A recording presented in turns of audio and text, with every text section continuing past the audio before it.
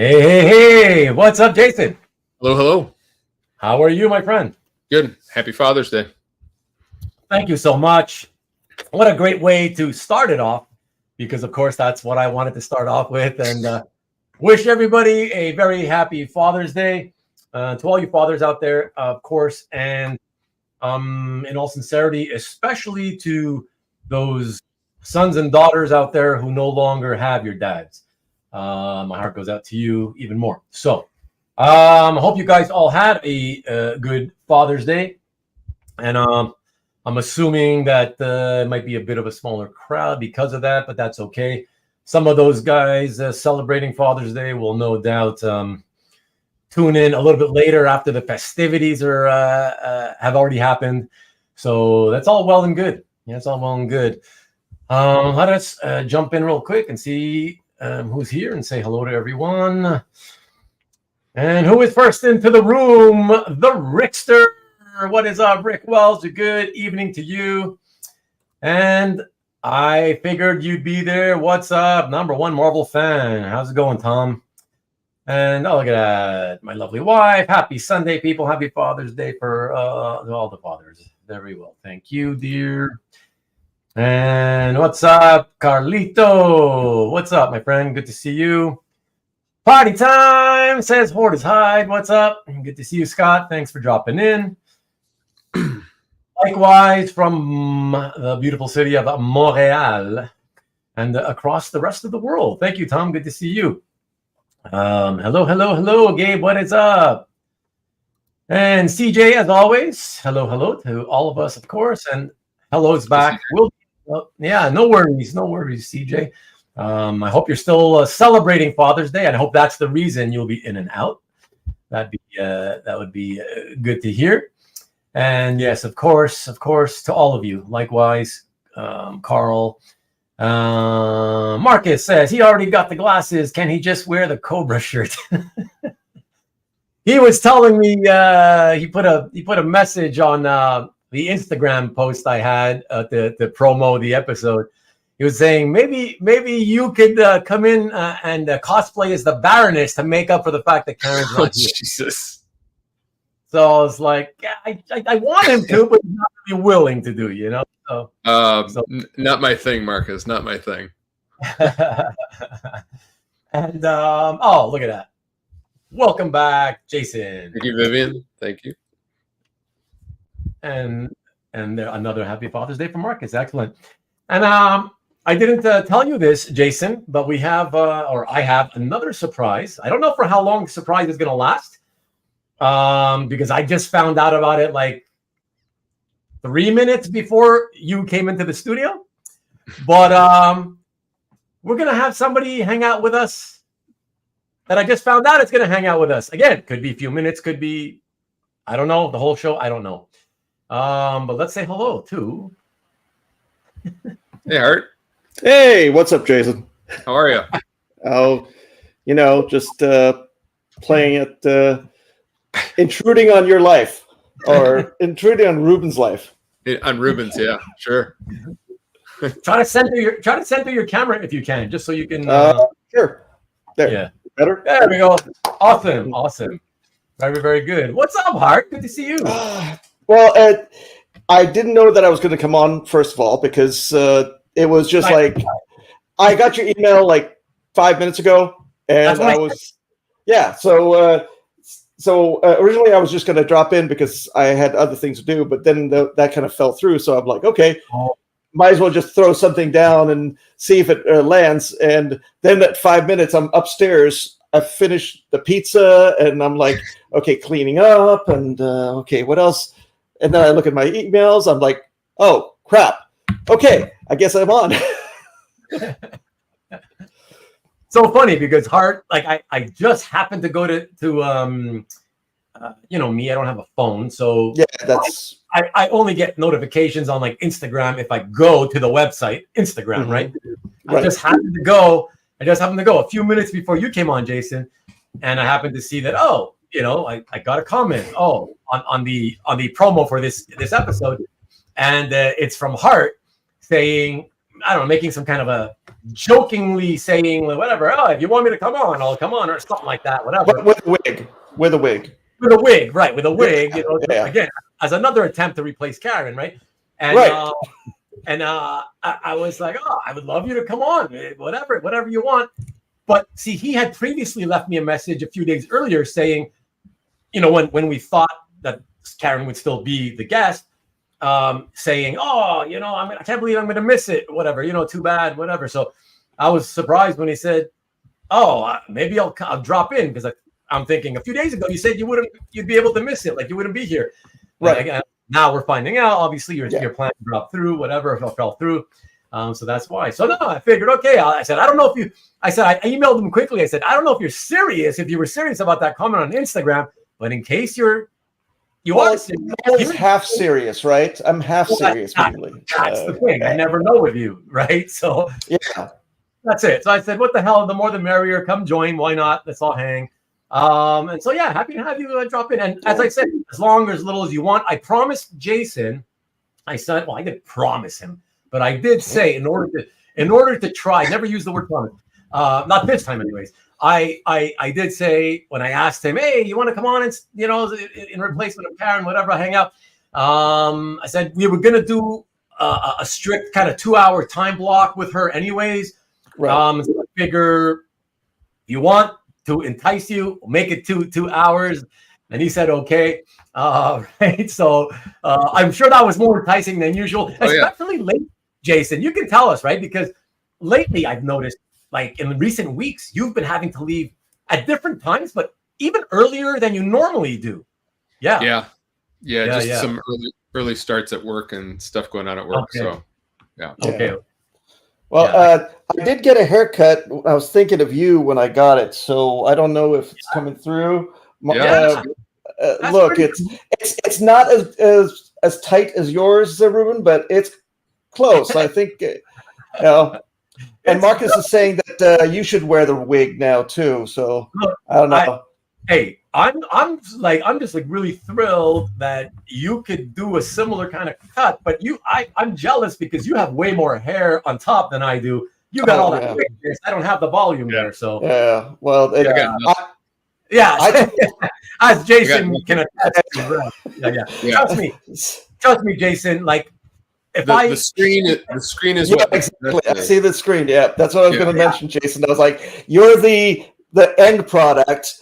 Yeah, exactly. I'm the beginning. Yeah. I if I shaved my head down to your length, Jason, it would look really similar to yours. Trust me. So it's the length. It's keeping the length that allows it to give the illusion. A little illusion. Okay. Voluminous than it really is. You know. Yeah. There's my volume. If you shave my head, you'll see these like ridge bumps in the back that make me look like a Klingon, right? So I don't think I'm going to go full Klingon on anything. Unless, of course, I challenge Marcus to show up with a wig, and then I'll go full Klingon. Oh, right. Wow. Yeah, there you go, Marcus. The gauntlet. Show up on the show, and I'll shave my head for you. Battle lines have been drawn, Marcus. Yeah, the gauntlet is thrown. And a surprise to Hart as well. Yeah, what's up, Mike? What's up? Ruben should wear the wig. I don't have one. I mean, if I had one, maybe I'd put it on. Probably not, but maybe for a few moments just to give you a little laugh, and that's it, you know. But Marcus said, I ordered the #1 special at the barber.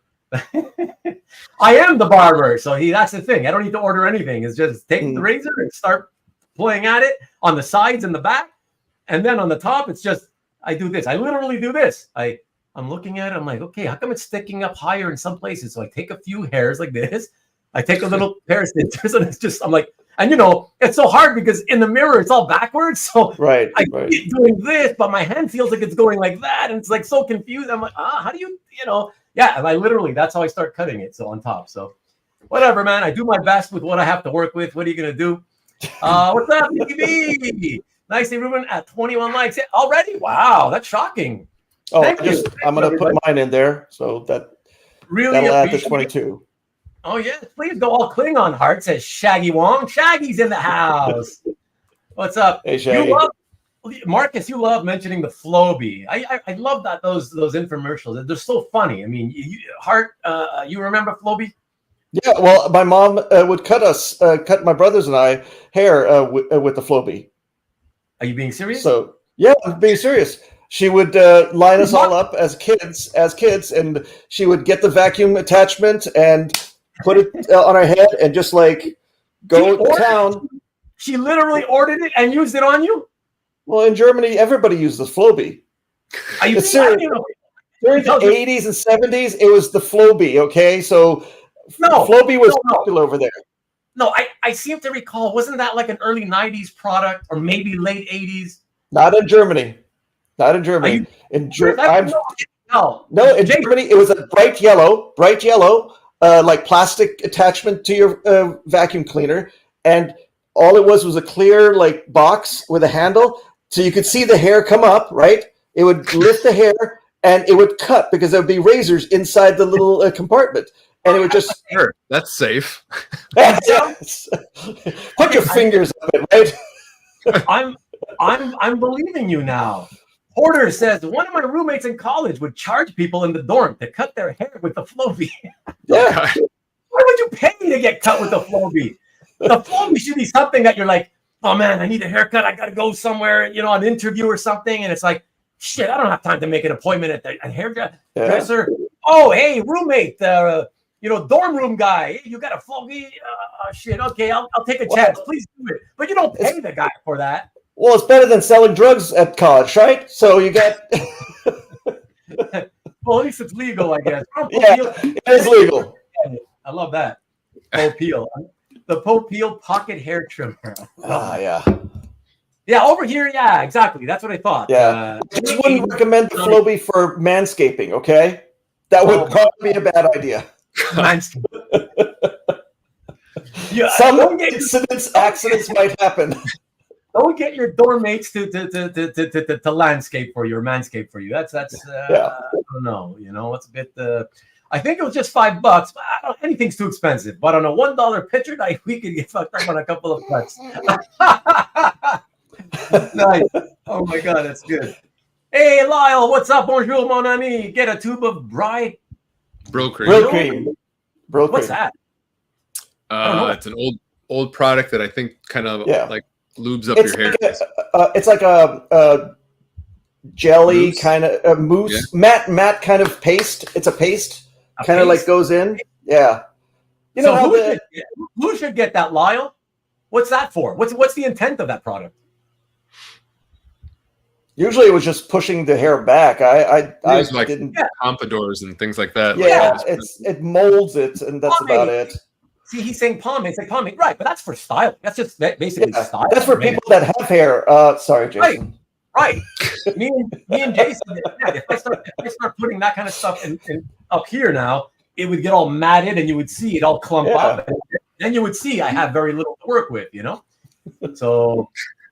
Okay, I can't remember. Who's B&G? Remind me who you are, my friend. B&G. For men who lose their heads about their hair. B&G for men. Okay. See, that's why I need real names, people. It's grease. That's as simple as Caesar's. Grease for your hair.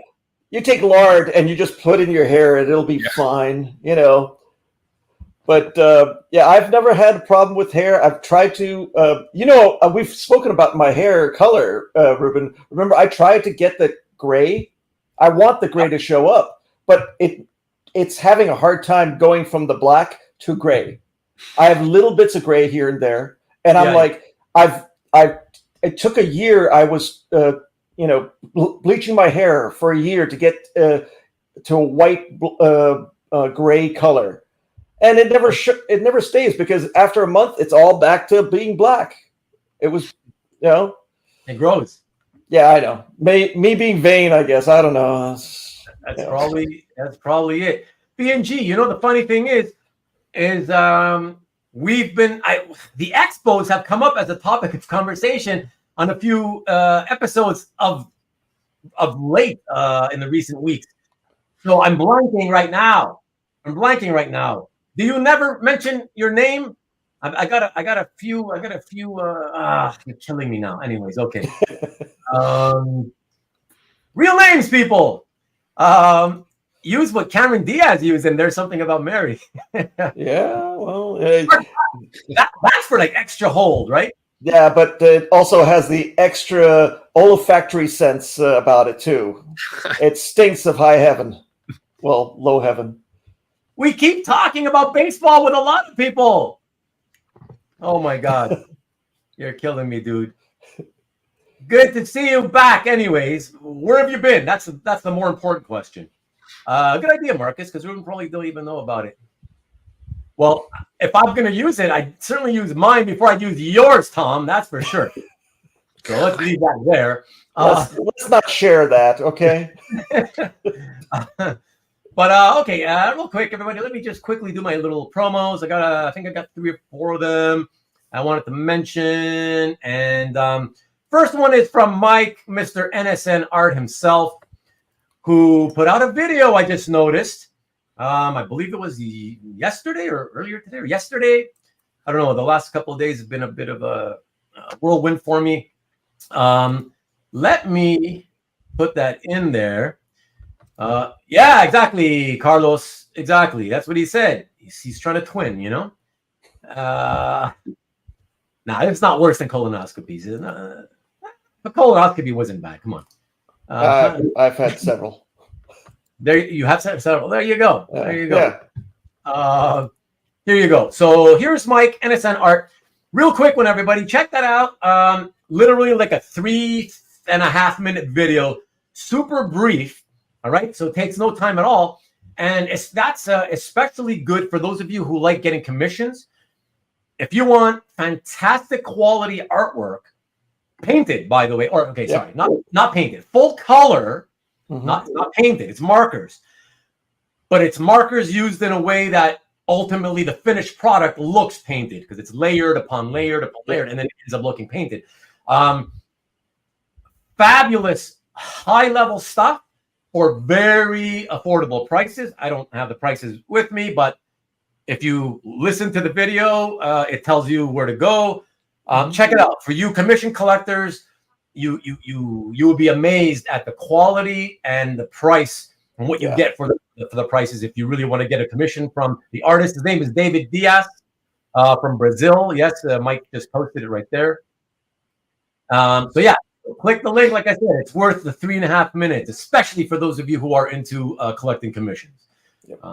Amazing stuff. I agree. Yeah, get in there before prices start going up because it's bound to happen sooner or later, and when it happens, it'll probably be like a quick jump, you know, because he merits it, you know.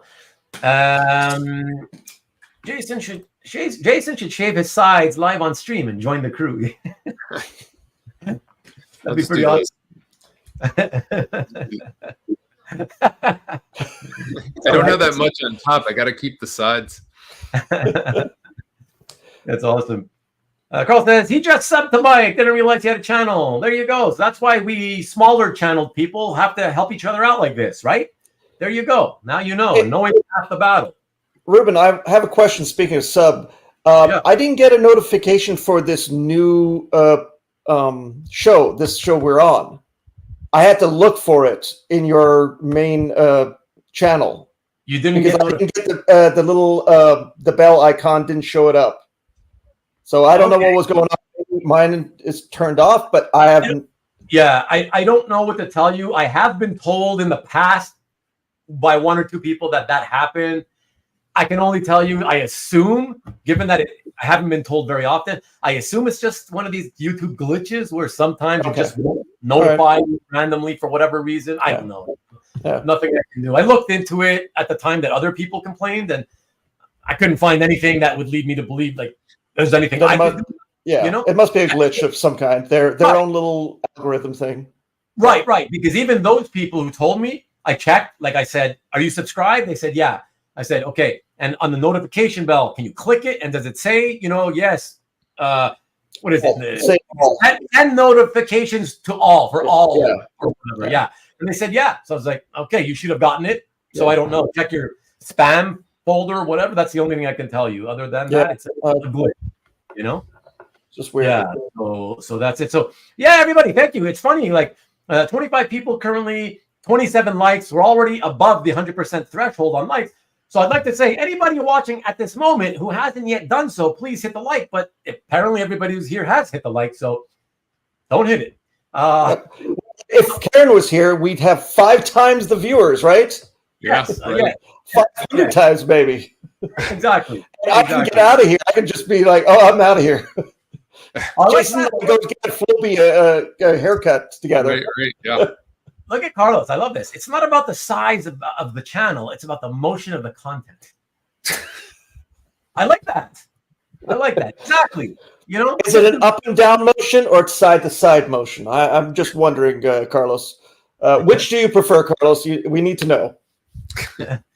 So Mike is letting everybody know that under the subscribe, but you need to select all to get all notifications. That's right, everybody. Select all. Exactly. It takes 2 guests to fill Karen's shoes. Exactly. There you go. Okay, so let me do the next one. So we did the Mike, and then today, just a few hours ago, our friend Matt Kennedy, he of the very well-spoken manner, always interesting to get his views on any topic that he is interested in. He has a channel also, which a lot of people don't know. It's called Pop Sequentialism. Okay. And he did a half-an-hour video, a 32-minute video earlier today. It was a live stream, actually, I think. I just happened to catch it. I didn't watch it yet. I haven't had time. But the video is entitled, "Is Art School a Scam?" And No. I've known a lot of people who've gone to art school, including many professionals. So I'm like really like interested in seeing what the hell he has to say about this and why he would bring it up as a topic. And what, you know, I'm like really curious right now. So that should be very interesting. I'm going to pop that link in to Matt's channel. And whatever the topic is, it's always very interesting when it comes from Matt. So if you're interested, check that out. There you go. That's a direct link to that episode. And then I believe there's one more promo here. And I think he's still in the house. Let us hope he is. And let me see. Let me make sure. Yeah, that's the last promo. So as everybody knows, Nicky B is here, if he's still here. This is a direct link to his show, a much larger channel than those small fries like us.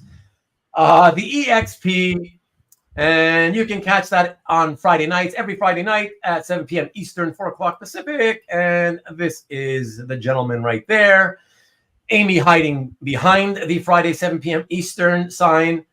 And yeah, that is a talk show / sales show.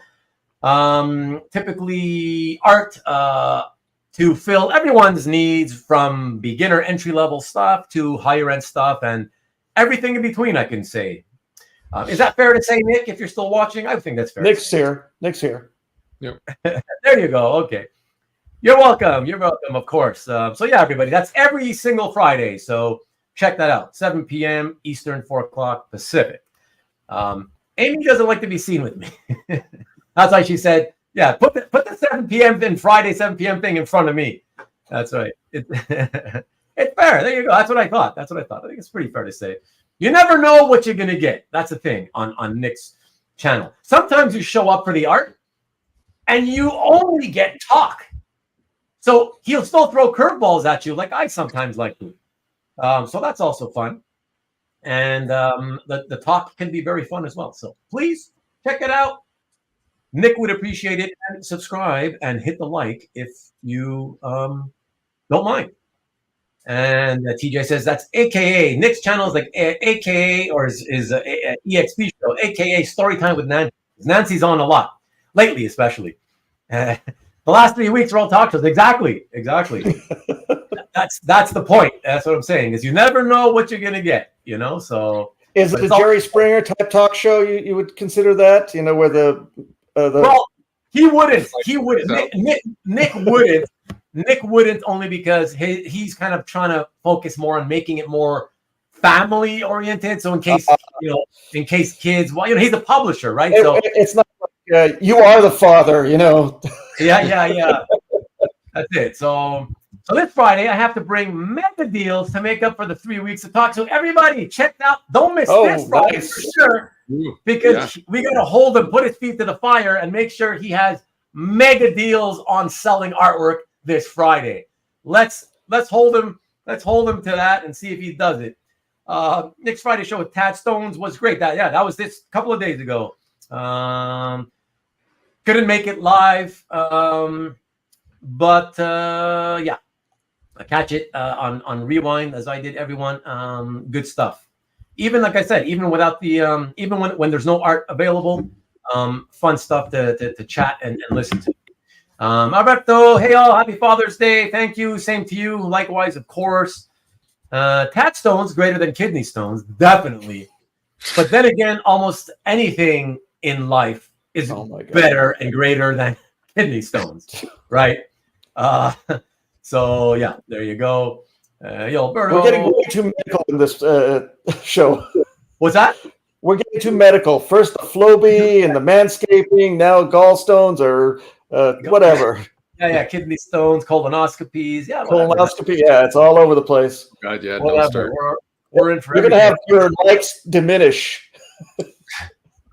What are you gonna do? You know, as I always say, if somebody hits the unlike or thumbs down, button, it's okay, because YouTube doesn't count in terms of, like, they don't offset each other on YouTube. It's not like you got 50 likes and 1 thumbs down, so that's 49 total. It's not like that. Oh, they count 50 likes, 1 thumbs down. That's 51 total interactions with your video. Good stuff. So it's still like a thumbs up, you know? So that's how they keep you hooked up here. Yeah. So that motherfucking prick who seems to get off on always hitting negative on every single one of my videos. Oh, there is one?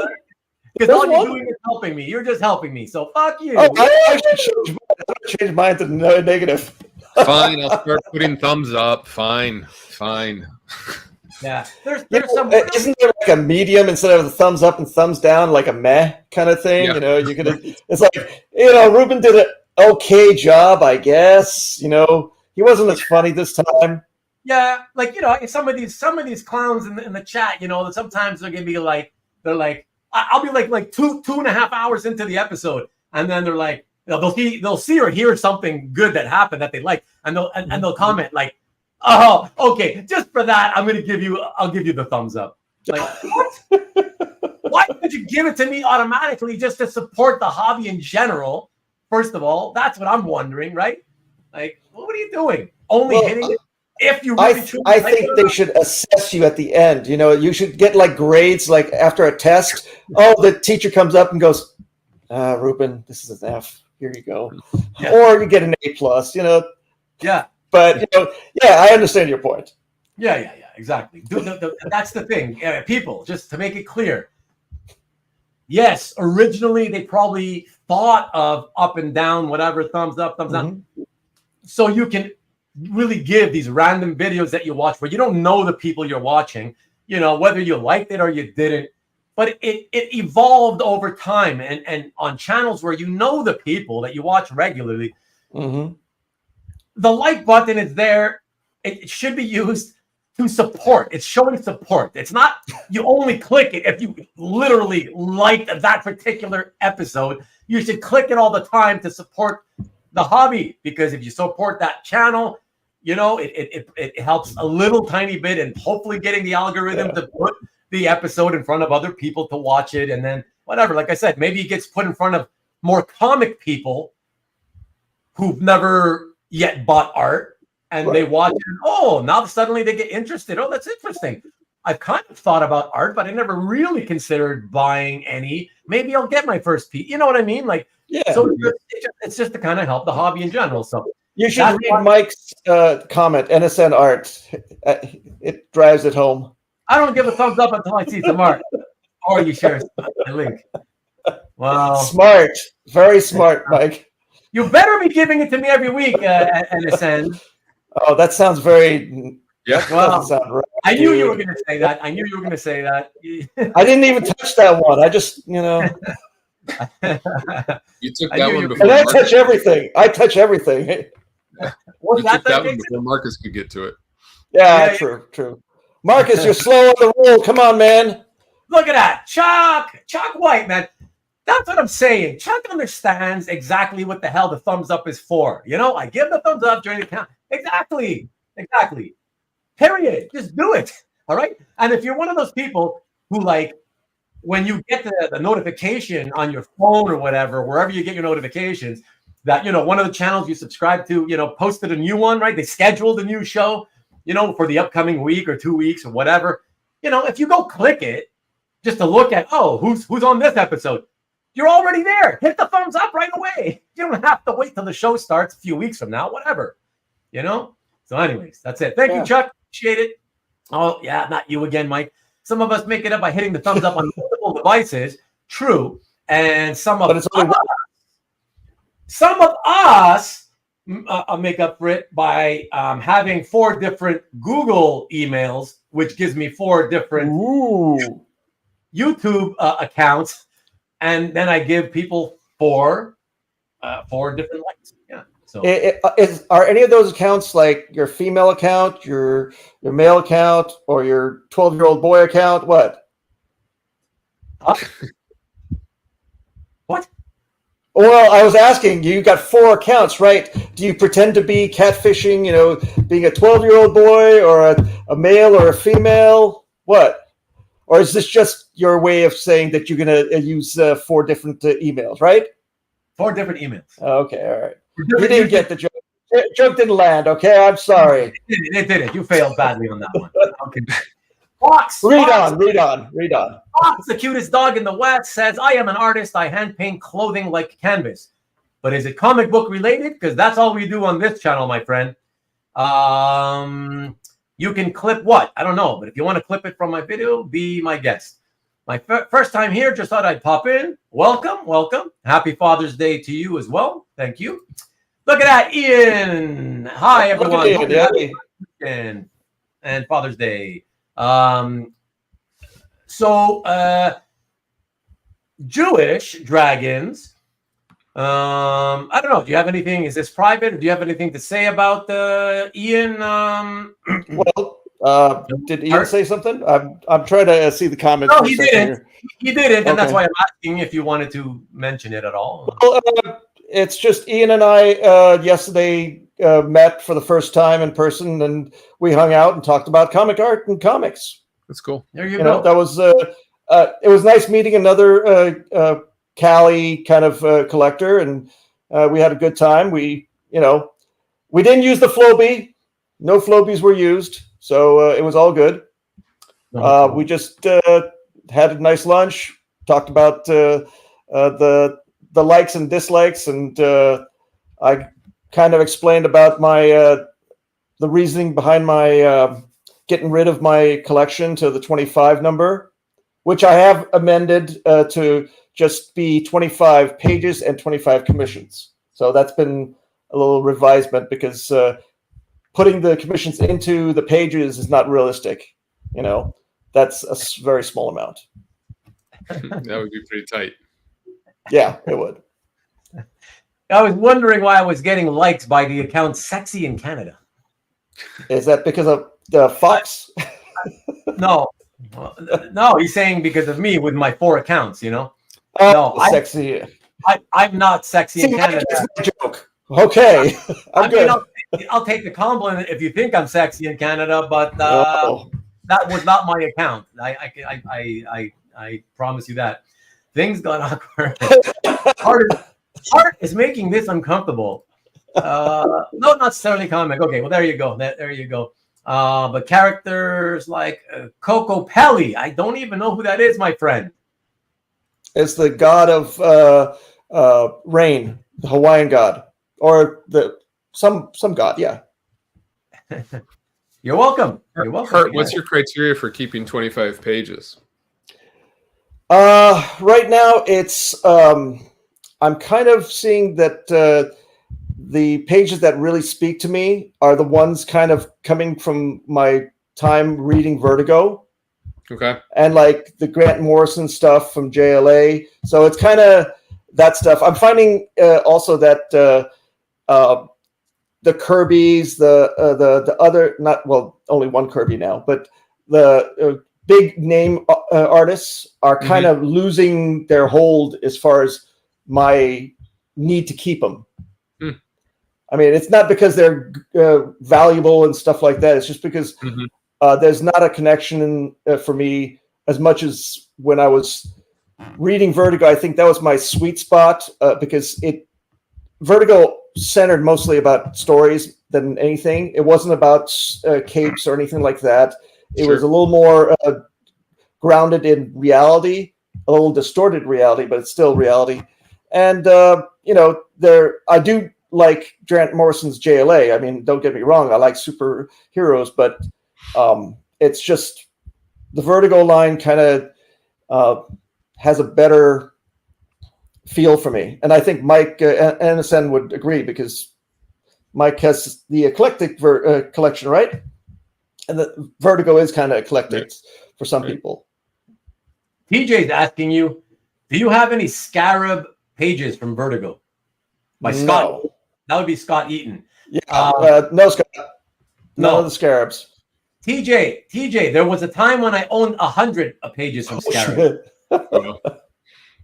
Just FYI. However, before it sounds more exciting than it was.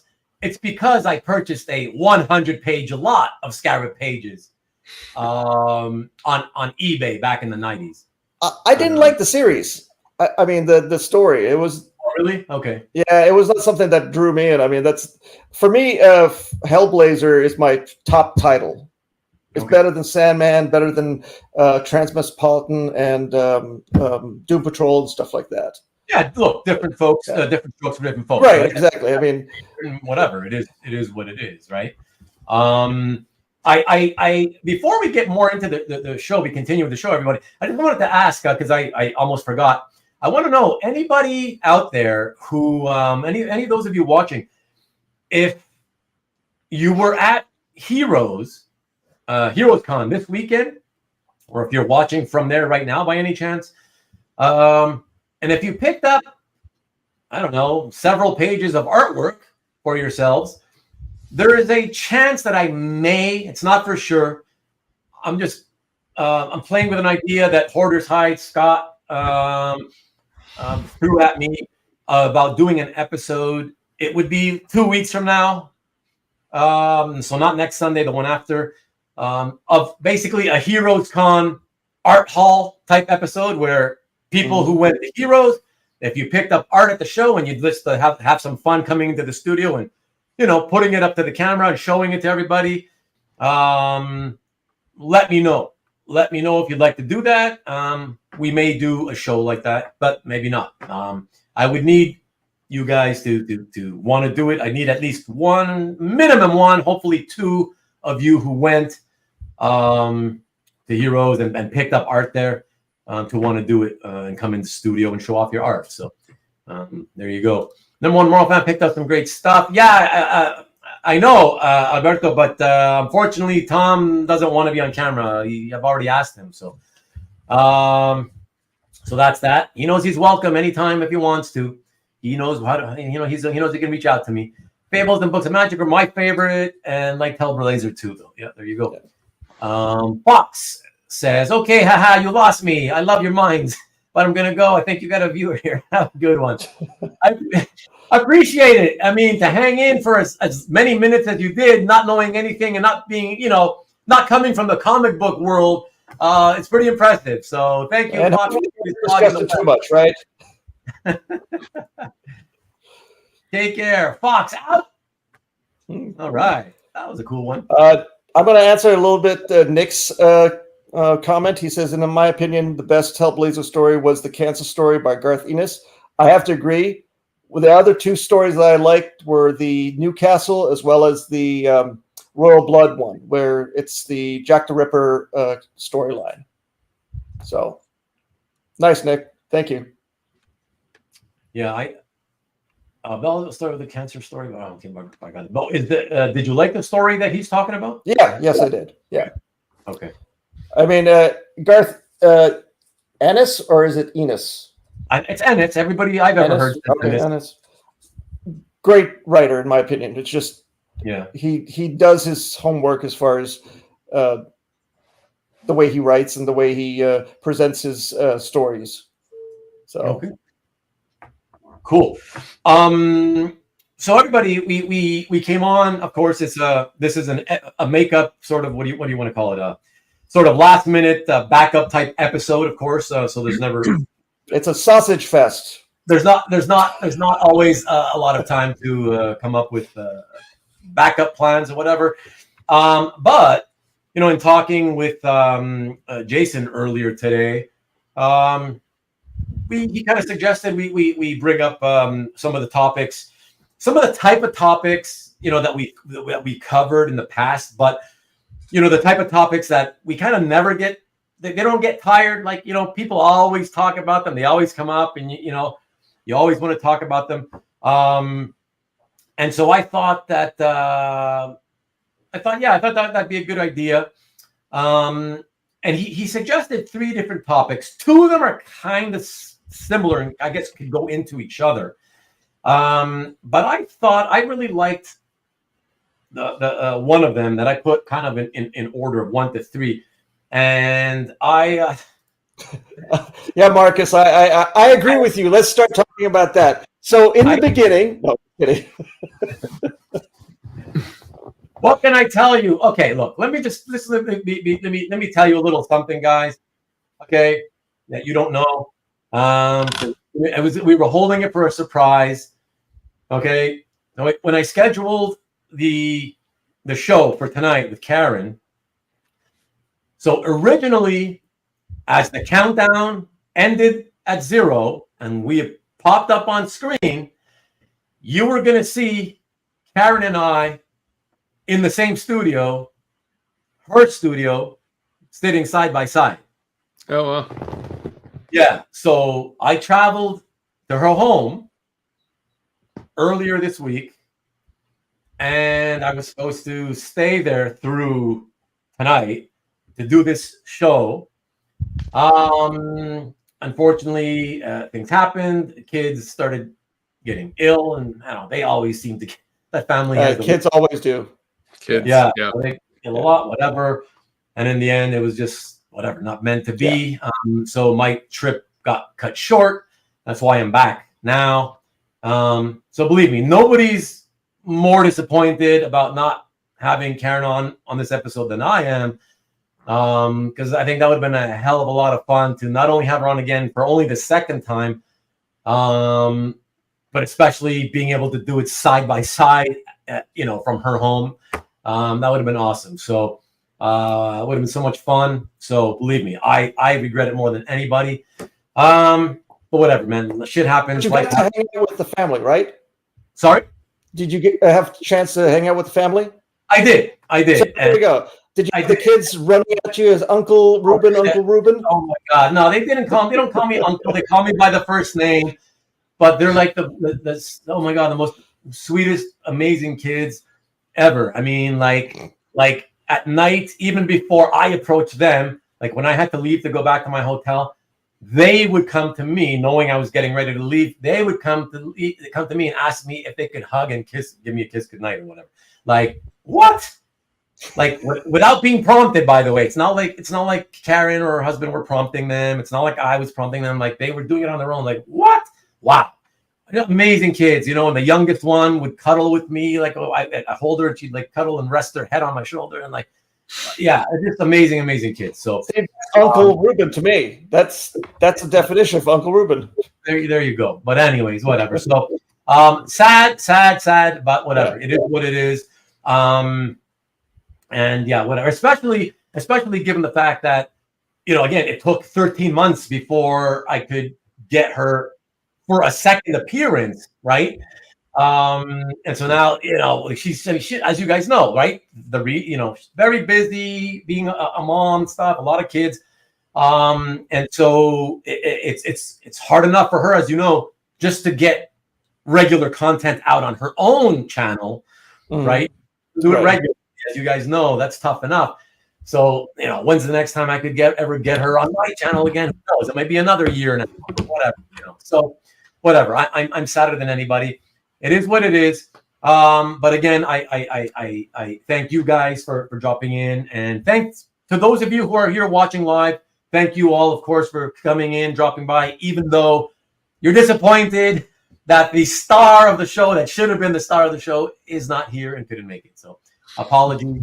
Jason, was that a slight on us? I don't know. It kind of feels a little weird. I'm being compared to Karen. I understand that I'm lower than Karen, but yeah, that's. I think they're okay, Nick. I think I'm signing off right now. I'm going to put my negative thumbs down and just walk away. Just walk away. Go to therapy. Go to therapy. Yeah, They had to call him the collector, or Ruben would ignore them. That's what I told the kids, right? You better call me that. Ruben the infector. It wasn't me. Marcus, the conquistador. Nice. Yeah. So getting back to the topics. So let me show you. I made a little. I'm going to go a little slide. For the first topic that Jason had brought up to me. And so it's weird how late these things come in. That would have been a great surprise. Yeah, I know. I thought it would have been awesome. Thanks, Carl. Yeah, so let me get the first one here and I'll read it out loud. And let me see. Okay, actually, for some reason, I only see. Hold on. I don't see number 3, but anyways, we'll start with this one. All right. So is this the one?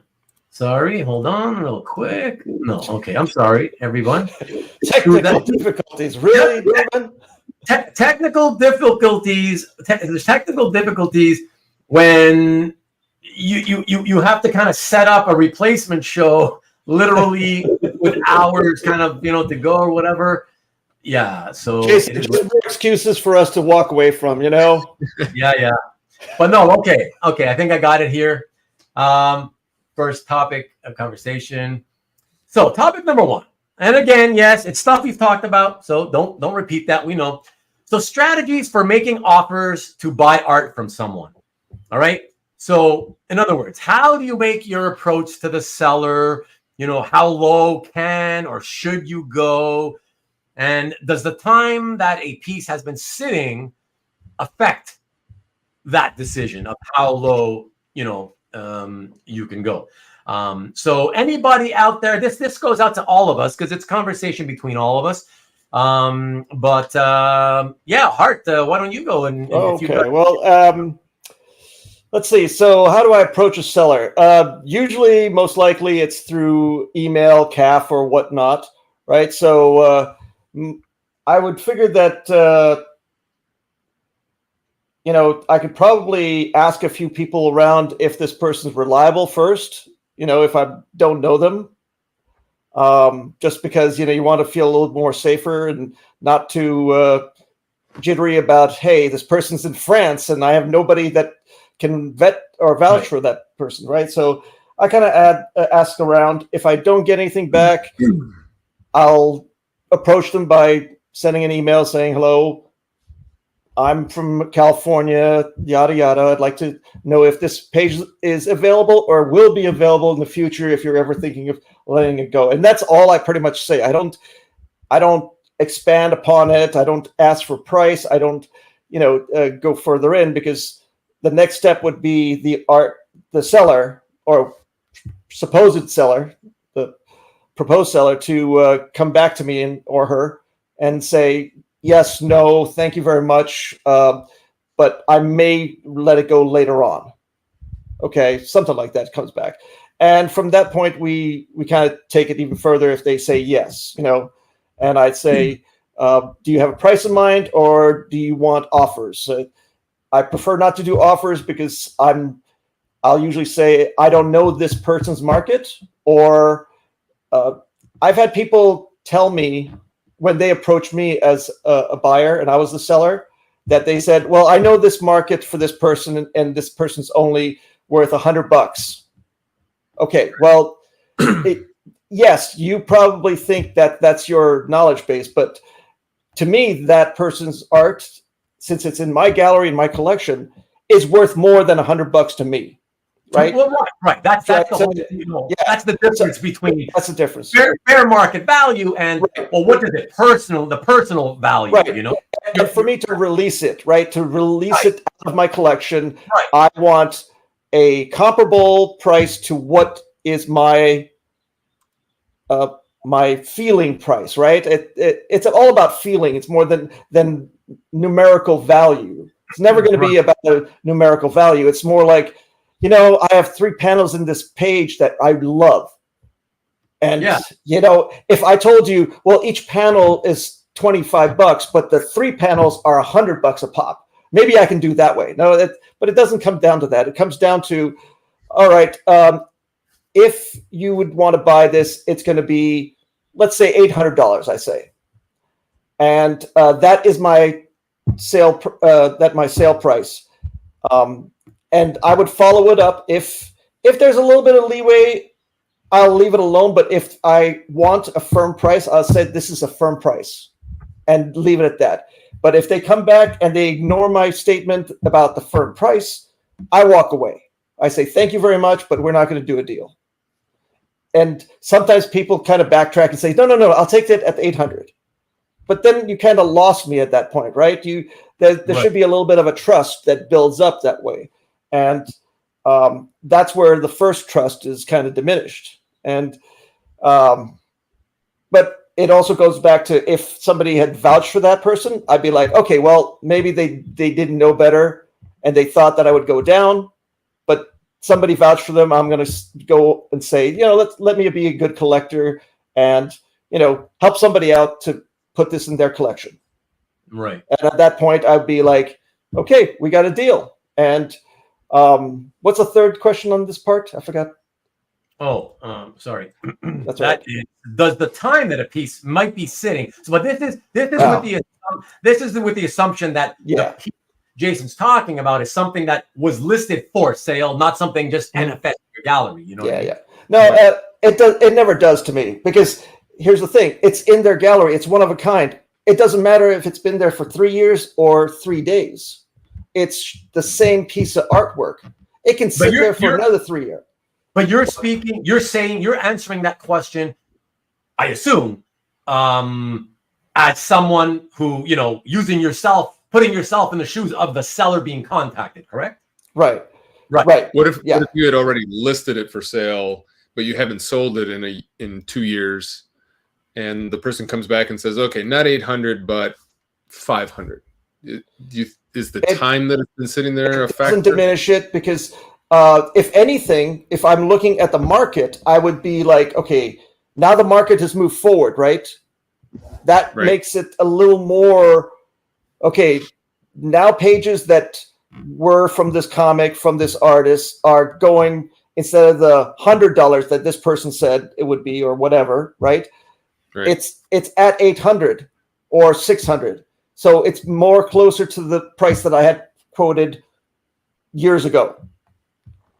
So at that point, I would either leave it at the 800, decide on my own, or just raise it and change it in my listing and say, this is the new listing. It's keeping up with the prices that are moving up. And this is what I feel I need to get to let it go at this point. So it kind of is a revisement, depending on the situation of how I think the market's moving and how I'm thinking I want to let it go for what price. I'm not trying to gouge somebody. Some people like to, get a deal. We all like to get a deal. So that's what we are all about. But if it's fair to me, that price that I've created, then I think, that person, whoever they may be, should take into account that this is my sale price. This is not the, like Anthony or Ramita or Fanfare or whoever it is that posts the artist for like $200, right? Okay, but let me interject for a second. Okay, sure, go ahead. I just because I kind of want to get into because we keep talking. You keep talking, of course, as from the perspective of the seller, which is great because it's good to get both perspectives, right? Right. But what if, like, from Jason's perspective, because he's not a seller, right? So he's a buyer. Yes, he's a buyer, right? So I guess he wants to know more from like the buyer's perspective because he doesn't want to offend. Like a lot of us, you don't want to offend people, right? You want to avoid offending people. Yeah, I know I went the other route, but right. So I'm going to put my I'm going to put my feet in Jason's shoes. So Jason, I'm you, and I approach the seller with an email, right? So that's what you would do, right? At this point, okay. Right. So you pretty much would follow the same kind of reasoning as far as, hi, my name's Jason. I've seen your piece in the gallery. It says not for sale. I'd like to know if it is for sale or it might be in the future. Then at that point, going back to the last question is, even if it's been in there for 5 years as a buyer, I wouldn't expect as a buyer that the person will lower his price or her price. Only if they were in dire needs and they were trying to do a quick sale. Right. You could always, say, hey, is there any kind of wiggle room? Your 800 is a little bit too high. I'd like to know if you can take it down. And usually I wouldn't say a price as a buyer. I would let the seller decide because they're going to be deciding on what's important to them as far as how much they want to give as a discount, right? Because if I was you and you saw it for 800 and then I said, hey, can you take it for 500? And the guy goes, you're crazy, and just walks away, right? So you want them to be comfortable as a seller and not feel ripped off. Okay. Okay. Go ahead. Sorry. Am I getting too? No. That's good. I'd like to, if I have to interject, I want to interject because in past sort of episodes where we talk about this type of stuff, it's hard to sort of, you keep talking. We keep talking, but then a bunch of opinions come in from the other guys in the room. Sorry. No. Don't apologize. Yeah. It's just that I usually end up I want to wait till the speaker finishes speaking, but then there's a bunch of opinions that I fall behind on. I'd like to try a little differently and see if I can interject and try to get other people's opinions, thrown in at the same time. So Carl and both Carl and Jason Kim here at Comic Art Channel, everybody here on YouTube, check it out. Both have opinions. Before I get to yours, Carl, and then yours, Jason, I just wanted to quickly say hi verbally to Kenneth Bird. What's up? Here you go, Kenneth. What's up, Jason, Southern Comic Geek? Good to see you. And I wanted to say hi to you, Dan. What's up? And so Carl says basically if he values the page at a seller's price, within 20% of the listed price, then he figures a deal might be possible. So he'll contact them, right, and probably say, hey, how about, let's say it's $1,000 listed. I guess what he's saying is he'll be like, hey, would you take $800 for this? I'd like to offer you $800. Right. That's how he's talking, and that's a fair way to do it. Like as a sort of blanket statement, in the sense that I think, in my experience, across the board, throughout the hobby, throughout all my years, having spoken to a lot of people about this, I can say that a lot of people, including myself, are comfortable. They have said that they're comfortable when they make an offer of approximately 20%. If they're willing to pay whatever that price would be, they're very comfortable making that kind of an offer. And they start to get more uncomfortable about maybe potentially pissing off the seller by, the more percentage about that they ask, they start to get more uncomfortable about doing it. But 20 is a pretty good number. Interestingly enough, look what he also says is, if he values it at half. So if he says something, he sees something that's $1,000 list, but in his mind, he's convinced. Like, I've seen other stuff very similar to this, and they usually sell for about 500. So it looks like the price, the seller's price seems to be out of whack. It's a situation of it's just way overpriced, or he overvalues it for sentimental reasons, one or the other. But can I interject real quick? Yes, that's correct. But Carl's going after this page, right? He's not going after the $500 pages. So why is he going after the $1,000 page? Because that speaks to him, right? So he wants that one above all the 500. Is that the scenario? No, the scenario is we're talking about a hypothetical where the $1,000 listed page in some other guy's gallery, let's say, it could be a dealer, whatever, right? Yeah. It's listed at 1,000, but it's of very similar content quality, same artist, same title, let's say, right? Yeah. To other ones that have sold in the fairly recent past. So there's comps to look at. And he has seen them sell for around 500-ish, let's say 5, 6 or whatever, right? And so he says, what he's saying is, if that's the situation, he doesn't even bother to make the offer, because it's like he figures. I'm assuming he can correct me if I'm wrong, but I'm assuming, because this is how I see it too. Yeah.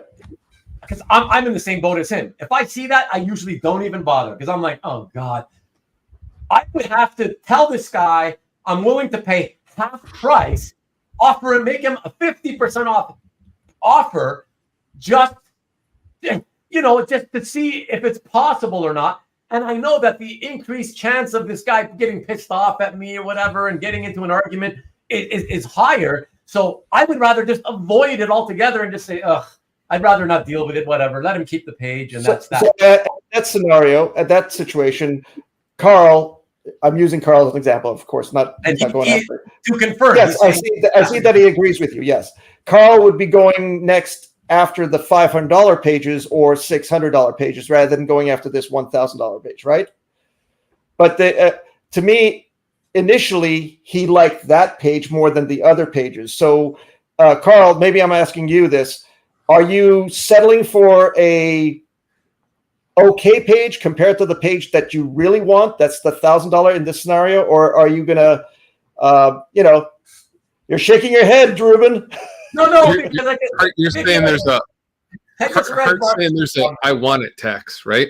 You're saying yes, because if you're going after a page, you're going after it for a reason, right? You're going after it for the panel or the story or the artist or the writer. One of your things. And there are 21 other pages out there that you could go for, but you're going after that one page.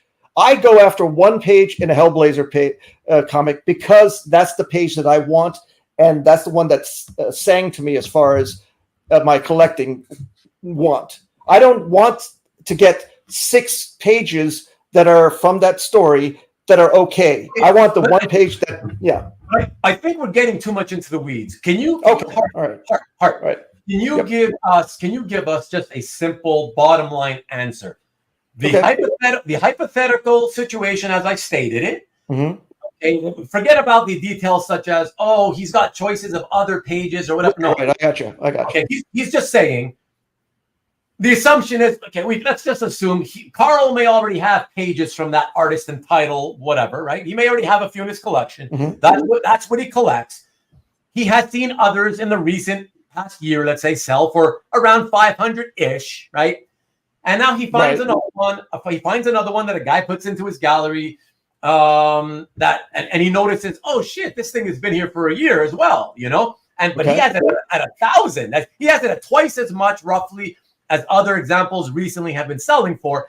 So he's just saying, I don't even bother. He doesn't even want to bother making an offer, because he's like, to where he thinks it's valued at, right? 500. Right.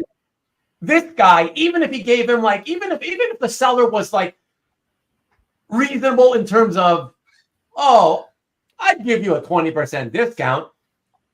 It's one of those situations where he feels that the price is so high compared to fair market value that even a 20% discount still has him at more than 50% above fair market value. So he's still going to say no to 800. He's like, they've been selling for 5. Carl, I assume, if he's like me, would probably be okay. if they've been averaging 5, I like it enough. Maybe I'll give 6 for this because I want it enough. You'll pay a little bit more, 20% more, right. But he just figures it's so high, it's so much higher. He figures there's no point to even asking for a deal on it because I understand that point. Yes, I will make a comment about something that happened to me. Okay, this is a real. What was that? Before you say it, I just go for it. Yeah, I just want to mix in a few of the guys' comments, just because I had it up on the screen for a bit.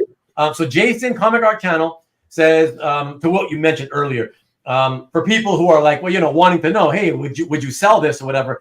I agree with him. I thought you guys know we've talked about this a lot on my channel, and he says come up with a number. Like let's say you don't like the seller's price, or especially if there is no price, you better come up with a number and throw it out. He rarely replies to, hey, would you ever sell this type of messages. Well, I saw that. I saw Jason saying that. But did Jason say what he would be amicable with? I mean, it's just an offer that he would be okay with? Yeah. Is that what he's saying? From the seller's point of view, he's just trying to say what I always say. Although I do still respond probably more often than Jason does. Yeah. But he's just saying he typically will ignore stuff if he gets one of the typical emails that I often get of, hey, would you ever sell this? And don't forget, everybody, I've said it many times before here. The typical ones that I get are not only, hey, would you ever sell this? They also include, and if so, for how much? Like, what? Like, it's not listed for sale. I've done that in the very first, when I first started collecting, I did that. In the very early times of CAF, actually, that's what I had to do because that was the only way to start a conversation with a person. Yeah, because I didn't go directly to the sellers all the time. I went directly to the gallery owners because that's what I found that those are the ones that I wanted. Okay, and, let's not assume. Let's not just assume that every time somebody does that, it happens to be a newbie collector. I mean, I agree. That's sometimes it's a old collector that knows a few tricks. Yeah. Oh no. Yeah. Listen. Yeah.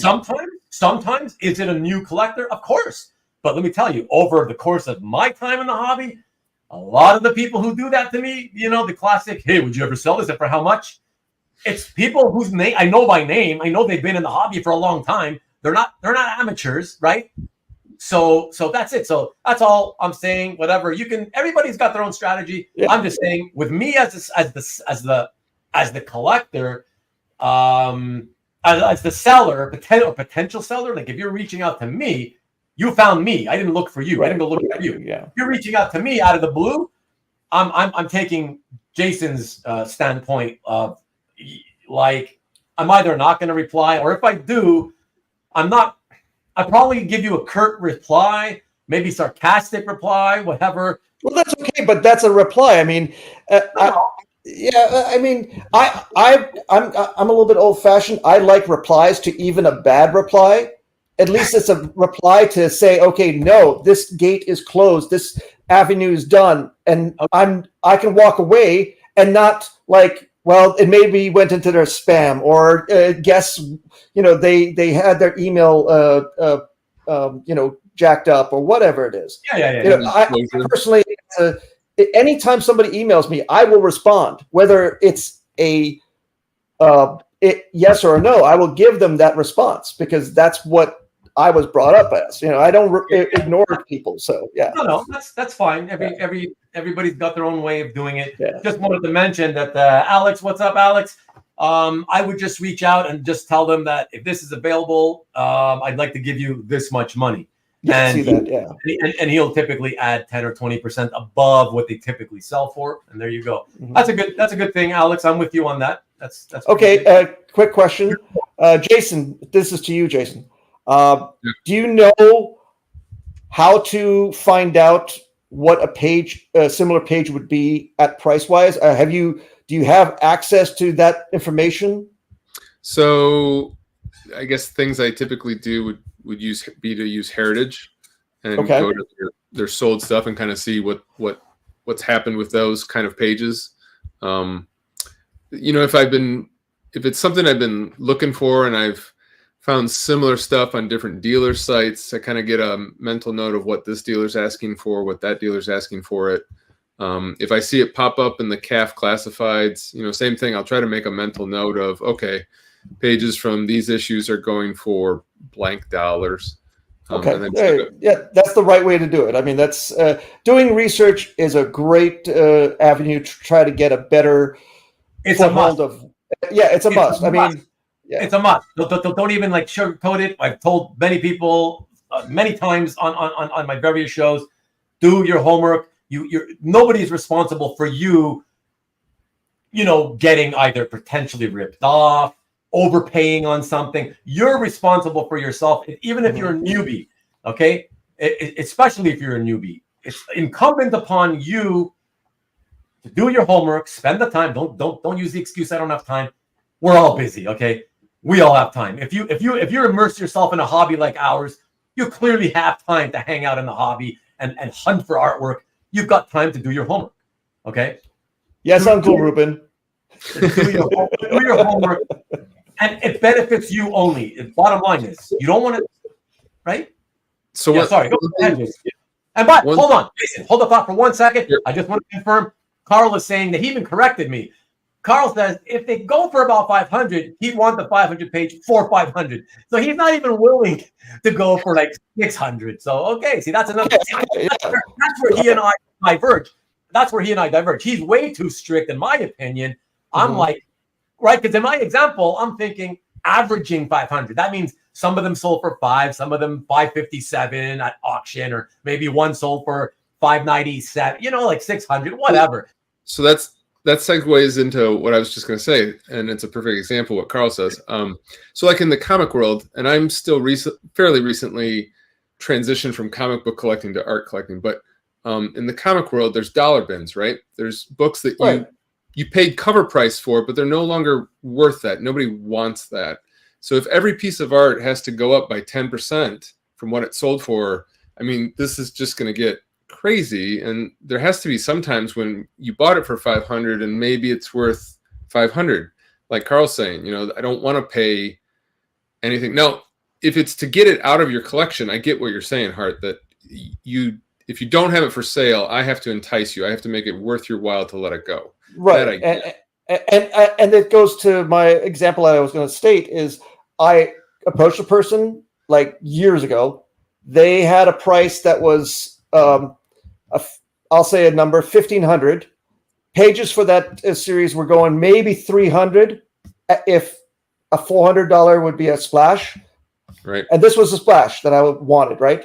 They didn't. I sent out a crazy number that I thought it was. I said like $700, right? Right. Because I really wanted it. They said, no, you're not even close. And I knew I was going to lose out. So I said, I gave them $1,000. And they said, if you do this, which is the 1,500, we got a deal. And I had to bust my ass to get that deal out. And I wanted that page, period. And I couldn't walk away like Carl can. Okay. Right. I'm the person that wants that page just because it sings for me. I'm not the page person that will buy the same issue. Like I said, that is not that page because all the other pages are okay to me, right? Let's say Hellblazer is an example, but there's one page that will be the one that I want in my collection as a keeper or even as a long-term piece. But that's how much I have to bust my ass to do that. That was it. So, everybody has to make a judgment call on whether they're going to throw the numbers out or just walk away. It's just like a car dealership, right? You want to go in, you want this Maserati. They say it's $80,000 and they're not going to go down even by $5,000. And you're like, okay, this is your put up or shut up. And you say, I'm not doing it. And you walk the hell out and you go try it out at another person's dealership, right? Or get a Toyota for like $20,000. You save yourself, $60,000, whatever. But you have to be able as a buyer to walk away from something. and be okay with it, just like a car dealership. Yeah, true. But yeah, that's and everybody has. We've got a lot of varied people commenting on their opinions, and this is why it's a very complicated and complex question. It's not like one question, one answer kind of thing. It's you posting something that is like, okay, everybody has multitudes of opinions. So what's the next commenter, Ruben? First of all, I wanted to say hi to our friend Adam Law. What is up? What is up? Keep buying those fringe pages, Adam. The problem with fringe pages is that, when you ever need to sell them, most people probably wouldn't want them. I know, I get that, but that's the thing, is as long as you're buying stuff that's, good value for your dollar, you hope you never have to sell them, enjoy them, and that's it. I love good bang for your buck. So Murdoch earlier was hilarious. Murdoch's like, what's Murdoch's? Murdoch's like, he's currently making a list of don't bother to contact ever. after some of the comments about the salary otaku was talking about, he reminds me when I saw a couple of Blackest Night JSA covers from Cool Lines for $4,500, but I just bought 2 of those covers earlier this year for 1.3 and 1.5K, and they were nicer. And of course, here we had Marcus giving him the best advice ever: never make an offer to Cool Lines. So he took care of us for that. Thank you for backing us up on that one while we were busy speaking on right. topic. Yeah, there you go. Hey, Ruben, do you think it's different to a dealer if you've got stuff that's been sitting in your inventory and you're less attached to it? You're not collecting it; you're selling. It totally is. Yes, it's for sure. It's for sure, because it's not something that they ever at any point had a personal attachment to. It's just an inventory piece. They need to move it. Believe me. Like a dealer, if they had something at a certain, let's say, again, we'll use the number $1,000, let's say, right? And let's say they had that for like 2 years sitting there on their site or whatever. I can't say they, but it's not all of them, but quite a percentage.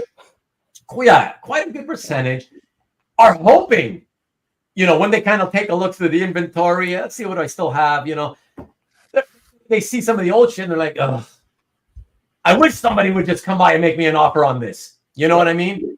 So because at a certain point, you just, even me as a seller, at a certain point, I just get tired of seeing a piece of inventory that's been there forever. It's kind of like, I just want to get rid of it, But people might think, oh, then why don't you just put the price lower? It doesn't work that way. It's already been there so long. Yeah. People are accustomed to seeing it, and for that price, whatever, and they've forgotten about it, right? When it's been on your site for a long time, most people don't remember it's even there. It's like it's not even on the market anymore. Somebody has to be searching for that type of thing to finally find it on your site, and that's the thing. You have to make a sale day or announcement, right? You have to say, oh, it's 20% off Perkins, this only from Swamp Thing 3, whatever. Right. Exactly. I want to move all 3 issues. Right. So Jason now says, on an NFS piece, I'll give the respect of a response if a collector at least makes the effort to name a price. Right. Way too many collectors aren't serious or have no plans to pay full. Yeah. So in other words, it's a piece in their collection. There's no indication on it that at all whatsoever that says, hey, I might be willing to move this. Right. It's clearly a piece in the person's collection. Right. And a lot of people seek those things out. So what he's saying is, when he gets contacted about something in his collection that it's not for sale, he will only typically respond if the person is making an actual money included offer, like a number. Hey, I'd be willing to give you this much for this if you'd ever be willing to sell it. Just FYI or whatever. Jason, I just thought of something, and it goes to if it's been in the collection for a long time, does the price change? And the way I see it now, kind of muddling through my head, if it's been in their collection since, let's say, 2007, right? And it's 2024. Yeah. That definitely means to me that they really like that page. That's a good point. Right? I mean, I'm thinking of it now like a reverser reversal, because it's like anything that I've had for a long time should tell the viewer that this is something that it's a permanent thing, even though I might not say it's in my permanent collection. Like some people put in the sale section, impermanent, no, or whatever they throw in there. But it should give the message that, hey, it's mine. Right. You know? But if it as soon as it goes into their art for sale folder, then it's free game as far as I'm concerned, right? Sure. Yeah. That's a good even point. though if they have a price on it. Yeah, that's a good point. Yeah. Carl says that he's had crazy lowball offers well below FMV by people who know better, or at least should know better, and it's why I don't ever want to be that collector. Yeah. Well, Carl, you collect crap. Oh, just nice. Wait, is it the Superman stuff? Nobody likes. Ruben, you don't like Superman anyway. Yeah. He loves the Superman stuff. Yeah, for sure. I'm just making a joke right there, Carl. Oh, hold on. I think he corrected me here several minutes back. Okay, so no, it's a page. If it's a page I want, I'd spend up. Okay, I'm saying I want that listed for 1,000.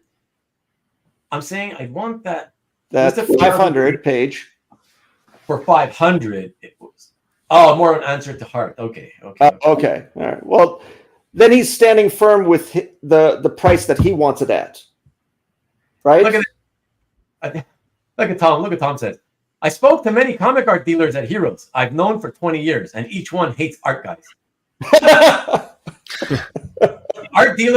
The art dealers all hate the art collectors. Is that what you're saying, Tom? Because I don't know, man. If you are coming, and what's up, Mickey? If you are coming to me on a page listed NFS, then you better make a great offer. Well, Mickey, it would only be on offer for a non-Legion page, because we know for a fact you'll never let go of any of the 500,000 pages you have of Legion. That's true. There you go. You got you on that one, Mickey. But I throw out an offer over 500 if it was one I really wanted. Okay, fair enough. Caesar letting Salary Otaku know that Cool Lines is a different animal. Here's how to deal with Steve. Figure out how much you want to pay and offer 10% of that. That's your starting point, and then you work your way up. I don't know if that's the real thing. Do you mean, okay, it's either a joke or he actually meant. I think it's a joke. It's either serious, it's either a joke or it's serious, and he meant you figure out what you want to pay and offer 10% above that and start there. Maybe that's what it is. Caesar, Caesar, he agrees with you that you always have to be willing to walk away. That's true. Yeah, absolutely. That's very true. Let me get a few more of these comments in to catch up. I couldn't get $1 off any of the artists. Really? Oh, at Heroes, you mean? Tyler bought a page from Bob McLeod for a lot, and Bob finally took $100 off. Yeah, I heard Bob's been charging a lot lately, but that's understandable. It's because he has very little of the vintage art left from the 90s. Yeah, his stock is down, yeah. And once he's not a dealer, he's the artist. So once his stock of his own art is gone, it's all gone. He's not going to go and look to invest in buying more art to resell. He's not a dealer, right? So he's going to hold on and get as much as he can while he can. Because that's all he's got left. One thing that comes to mind is, DC's Dave Mazzucchelli's Batman Year One. Yeah, there has never been any pages on that Dave has sold it, correct? And there never will be. No, there never will be. Yeah, that's a shame for us collectors, right? Because every one of us, and I know every one of us, would love to have even a crap page from that series. Even a crap page I couldn't afford. I'd sell my 2 kids. I don't care. That's right. They're adults. But speaking of that, everybody, I think sometime come September, don't hesitate to get yourself the IDW version of Batman Year One. Finally, Yep. That's good. That's it's the closest you'll ever get. That's a great series to have as an artist edition. That'll be fantastic. So I've stopped buying them myself because of space reasons. but I'm going to make an exception for that one. Yeah, that thing is too big for my bookshelf, dude. It is so huge. I know. That's why I stopped buying. Yeah. You know? I'll make an exception for that one though. So Jason says not all dealers do that. Some would just assume hold it rather than give any discount. That's true. Yeah, that's true. Yeah. It depends who it is. Even after they essentially talk down about stuff that you bought from another dealer at the same show. Of course. Tom says, Bashar wouldn't give me any money off. I tried 3 times. Same page he had at OAX. Still nothing off. Got to be prepared to walk away, and I was doing cash. Yeah, some guys. Yeah. Walk away. Just, you know. Hold on. So what is everyone's personal negotiating strategy when it comes to dealers direct from artists? And well, okay, it's kind of very broad, and that's what we're all kind of talking about. Salary. Sorry, you know, we can't. Whatever you're comfortable with is salary otaku. Yeah, I mean, you got to be comfortable to talk to the person and say, hey,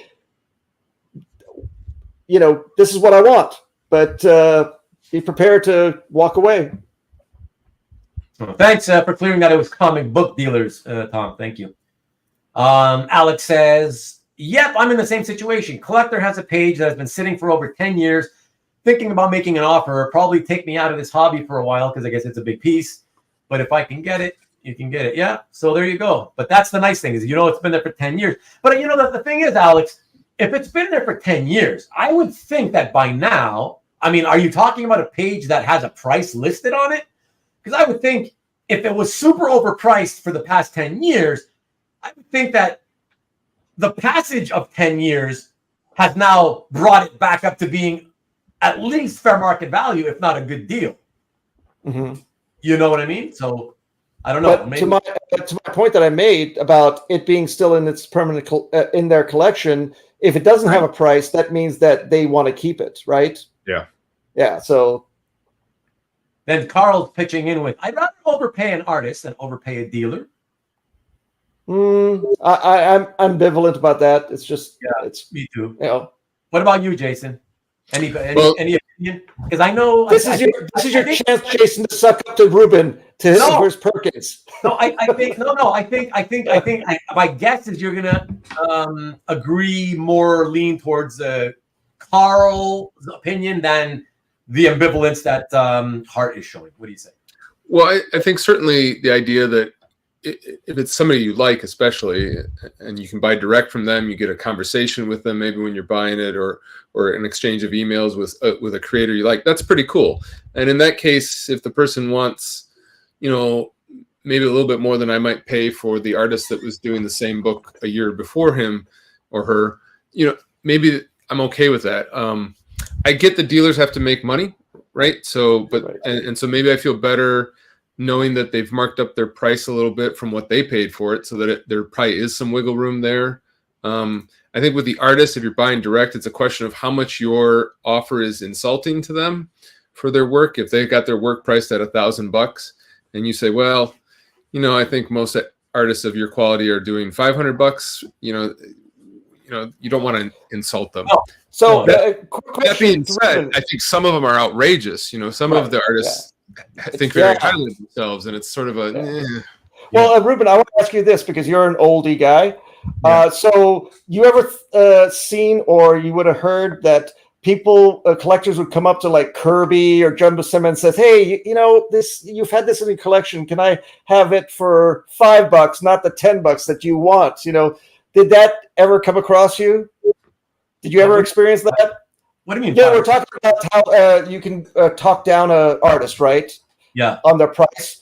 Did Kirby or Buscema or anybody, the big guys, ever, you know, Frank Miller, did they ever have to like cut their prices just to sell a piece in the early years? I mean, did you? This is just history. I don't know about it, so I'm just trying to ask. Look, I haven't been around. I'm not that old school guy, but you know, back in the old, like if you go back to the 80s, the pages were. See, the hobby wasn't really established, right? Original art was just a fringe thing that you could get at cons from artists, some artists, right? But not at every con, right? Bigger cons, but not usually the smaller cons, you know. Yeah. And so the pages throughout the 80s were like anywhere from $5 to $50 a page. Again, it sounds cheap, but right. But it's not for that time. Yeah. Those of us were little kids back then. That was still a fortune, right? You still couldn't afford it, right? Yeah. So you know, I'm sure. I'm assuming that it was like anything else. You know, most people don't like to try to ask for deals directly to artists anyways. You know, they feel like it's a respect issue, and it's like, if the price they're asking for is the price, well, that's the price, and that's it. If I don't like it, I just won't buy it, and I don't want to ask for a deal. What if they came across, like, I want to bundle it with, you know, I've got these 3 pages that I really like, Mr. Kirby, and I want it for $100. Sure, because because I've known people who were around back then, and they'd be like, oh, you know, and I bought from so and so. He had pages for like $25, and so then I picked 3 pages out, so it's $75, and you know, I asked him for a deal. I think I got them for $60. So he took $15 off. Yeah, okay, that kind of thing. Yeah. So you know, that's basically. I think the thing I have a hard time with it, and there are modern artists that I really like, but you know, they want a really high price for their interior pages, let's say, and you can buy anybody in particular. I already know the names, but it'd be nice. But you know, you can buy established artists who have a place in history and comic books, and you could buy their interior pages for the same price. And it's sort of if I'm going to spend money, where do I want to put it in? What I consider a piece of history, or in a piece that has to establish itself yet? It hasn't. You know, well, you see the overinflated prices, right? You see the hype that comes down to it. It's like, oh, I'm going to release this guy's work, and hey, it's worth $5,000 for the shitty pages, and the good ones are $8,000. Yeah. I'm like, okay, you've pretty much eliminated most of the blue collar, you know, workers, collectors from that mix. Everybody else is on the high end whale kind of situation where they can afford it because they have something to trade, or whatever they do, they sell a big piece. They can do that. But honestly, I've never touched that group of artists because of the fact that it's overinflated. Yes, artists should value their work and should be happy and proud of what they present. But this is not about that. This is about a collectible piece now, right? Right. And it's like we're in a gray market, essentially. Just like in watches, there's gray markets. You don't go to the manufacturer and buy a Rolex for $40,000. You wait until it goes to the gray market and you buy it for $33,000, right? It's something similar happens in every collectible market. And I think that's, you know, overinflation will show itself, whether it is overinflation or not, 10 years from now, if that artist is still retaining dollar price or higher, right? Right. Yeah, and I don't think I'll be in the hobby in 10 years, right? Actually, I know I'm not going to be in the hobby in 10 years. Yeah. So I'm not speculating. I'm not guaranteeing myself money in my bank because this artist, I think it's hot. I'm going to pay the high price, and then 10 years from now, I can sell it, right? And I can bank on their stuff. No, that's not how it works.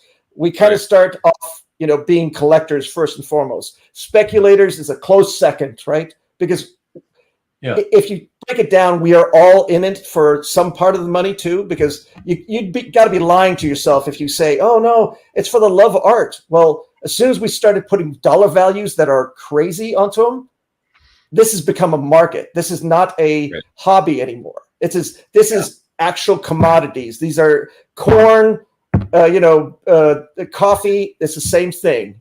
You're just speculating on somebody's stuff. Which is why we have these conversations, because of course we always like to preach, you know, just focus on deciding what it is that you love and you can afford, collect that. You're collecting that, because if everything goes to shit and it all becomes valueless for any reason, at least you'll be stuck with something that you love to look at and still be able to get sentimental type enjoyment, visual enjoyment, rather than the people that have been speculating on shit just because they thought it would be worth more, and then the world goes to shit and it's worthless, and now they're stuck with something that not only is it worth shit, but they don't even like looking at it because they never bought it because they liked it. It was just the money factor they were thinking about, right? Right. And I'll have 25 things that I'll be happy with, right? Right. That's why I'm doing that 25 thing. Yeah, in a roundabout way. But it is what I'm saying is that it's like, first and foremost, still focus on something that you like. But you're right, Hart. It is a commodity, whether you like it or not. It's this stuff is worth so much now. You have to take into account what it costs. You just do, Yeah. What it costs, what it might be worth in the future, whatever, Maki Poo Poo, welcome. Good evening to you, by the way. Hey, Maki Poo Poo. Bootlegging is a habit, all the way direct from the convention in Charlotte. Hello to you too. Maki Poo Poo says the problem with artists, some of them, and he says that some of them are not very professional. Very true. They can take forever to ship. Some may not even ship. Very true. But again, you can kind of say the same thing about collectors that you may randomly reach out to and try to buy stuff from. Right? By the way, Ruben, Alex Garcia responded about that page that he's after. It's not for sale. Remember we were talking about that? Oh, the one that he. Okay, earlier. Yeah, so he's saying that it's not for sale, so he's going after it. So. Oh, I see. Sorry to kind of like move it away, but yeah. I'd like to tie up the loose ends instead of easy to forget when you have to keep going down the list and seeing what everybody else is saying. So thank you. Thanks, Alex. Thank you, and thank you, Alex. Tom says, I'm still waiting on 3 pieces from 4C because the artists haven't shipped yet. See, I just want to say one thing about that. One thing that I've really always despised about how certain art reps are set up, and it is those art reps who, and let's be honest, a lot of you guys know, there's so many different artist reps these days because so many of them are fanboys who just want to be close buddies with the artist, whatever, and get first pick of the art, whatever, okay? Cherry pickers. They're willing to do fucking anything just to be able to get an artist to agree to be represented by them these days, right? So many of these wannabe dealers, right? And I'm not going to mention any particular names, but I hate when certain reps who represent certain artists they accept to represent an artist, and they accept the artist telling them, okay, I'll agree to the to you representing me, but I'm gonna keep holding on to my art. Yeah. And when you sell something, you just let me know and I'll ship it to you. Hate that shit. I am so out on that. It's like it's so unprofessional as a rep. Like, I don't have any problem with the artist thinking that, whatever, although it's not a smart way to do it. No. But ultimately, it's not them who's the problem. It's the rep deciding to agree to that agreement. Yep. Because then what are you going to do? Oh, I just ordered this off your site. And now what? You're going to reach out to me and tell me, yeah, okay, thank you for the order. Just so you know, Joe Blow, who drew that page, he has the art in Timbuktu. Right. And so I got to wait for him to ship it to me first, and then I'll ship it to you. And by the way, since he's shipping it to me from Timbuktu, you're going to have to pay me an extra shipping fee for him to ship it to me, and then I'll ship it to you, and then hopefully you'll have it in the next 2 months. Like, get the fuck out of here with that bullshit. Yeah. It's so unprofessional. I've always been of the belief that, like, if you're as a rep, you want to be taken seriously and professionally, don't take on artists who insist on holding on to their own art. Yeah. You know? Here's another example. Excuse me, Hart. I gotta say real quick. Yeah. Here's another example. What if, with one of those art reps, what if I just placed an order on their website and I ordered 3 pages? And then the guy comes back to me and says, excellent. I just want to confirm to you, all 3 pages are available, so you got them all. However, I know where you're going. However, one of them I do have here. The other one, that artist has in Brazil. And the other one is in Timbuktu. So you're going to have to give me 3 shipment fees or whatever. And you know what? Let me just also say this. Even if they didn't make me pay the extra shipment fees, okay? Even if they didn't, and he said, don't worry about the shipping fees, I'm still so out on that. I'm still pissed off because When am I going to get my art? I got to wait for these bozos to, they're working on deadlines. Some of them are just lazy.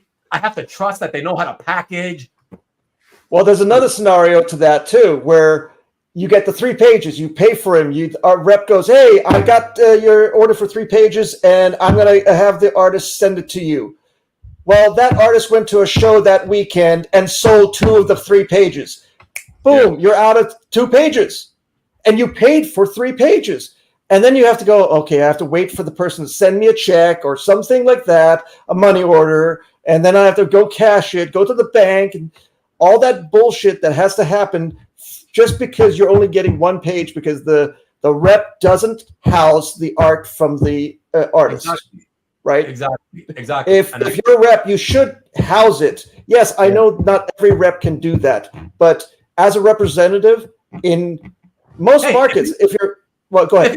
If you can't do the job, don't do the job. That's the problem. Yeah. That's the problem, though, being in a hobby, in a business, which is first and foremost a hobby, and it's fanboys for the most part, not business people who try to become reps all the time. They're willing, like I said, most of them do it because they want to be able to tell you that, look at this guy. He's a friend of mine. I represent them. Like, who gives a shit, right? They just want to bow down at the altar of whatever artists they're fans of. Kiss ass. I mean, I've been getting back into fountain pens. Okay, another hobby that I'm diving into again, and I'm using a website. It's called Goulet Pens, and I order through them. They send me an email. We've got your order. In about 12 hours, we'll confirm that we have the order set up, and they send it, and it's in stock, and it goes out from their location. They have stock. They don't have we have to blind ship it from Timbuktu to Arizona to you in California, Hart. No, it goes directly from Virginia, where they're at, to my house with no problem. And I get free shipping because it's over $100. Why doesn't a rep do that sometimes? I mean, I have had reps do that for me, where they gave me free shipping if I paid big amount or something like that. So, but always have your stock. Always keep stock. For sure. But anyways, people will continue to do that, and that's unfortunate. Marcus, I'm sorry. Can you pop in another comment? I'm falling behind again, and I want to catch up. Can you pop another comment in to just say who stuff? Oh, he's saying that if in a scenario that the artist got his stuff stolen and he can't sell you the 3 pages because they were stolen. I think that's what he's talking about. Okay, but anyways, let us know so I can move on and get an answer to that. I thought he was talking about 4C, but maybe not. I don't know. Let me get 4C. Who's 4C? I don't know. These guys, 4C Comics, whatever. Okay. I just know them because Saranga is represented by them. That's all I know. Jason, do you know who 4C is? If I don't remember what 4C stands for, I think Ken Carson and a guy named Jeff and Aranga is one of their artists. Bill Morrison, I think, is one of their artists. And they do stuff on YouTube. They do some live shows, and then they've been at the big shows. Yeah. Okay. All right. Maki Pupu is mentioning, following up to his previous comment, he bought a text cover through 4C, spent an obscene amount, and yet he hasn't shipped it yet. Well, that's unfair. That is totally unfair and unjust. Yeah. I'm curious though, Maki Pupu. Michael, from your perspective as a collector who just bought something, are you pissed off at 4C, at Tex, or both? And if it's both, who are you most pissed off at more than the other? Let me know. I'm very curious to how you see the situation. And yes, thank you everybody for hitting those likes. Wow, 43, awesome. Let's get to 50. If you haven't done so, please hit the thumbs up somewhere down here. We're pointing. Jason has 40 other emails that he's been using. So hey, I appreciate it nonetheless. It takes a lot of effort. So Caesar says most artists are willing to discount. Also, okay, I'll take your word for it. Helps if you're buying multiple pieces. Yeah, that's true. Yeah, that kind of old adage is always kind of rings true. Most of the time rings true. Yeah. That if you're buying multiple, you're spending more money. Even artists, will be willing to deal. Yeah, exactly.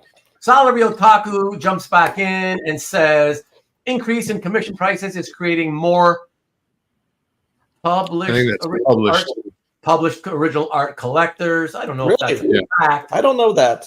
Is that real? I mean, Jason, did you say that? What's up? I don't know if it's real, but I think, from my standpoint, if I have, I don't know, $1,000 to spend, do I want to spend it on a piece that, it's cool and it's an artist I like. That's the reason I asked them to do it. But do I want that, or do I want something that maybe down the road will be something I can sell, okay, or so can sell? So it's more about, I'm not trying to be insensitive, but it's about speculation that you're doing it? Not so much speculation, but I mean, if it's an artist who, I don't know, some artist says, I'm never going to draw again. This is my last month of doing art. Great. I'll spend the money. I'll have a piece that artist did. And who cares if anybody else likes them? It was something I wanted.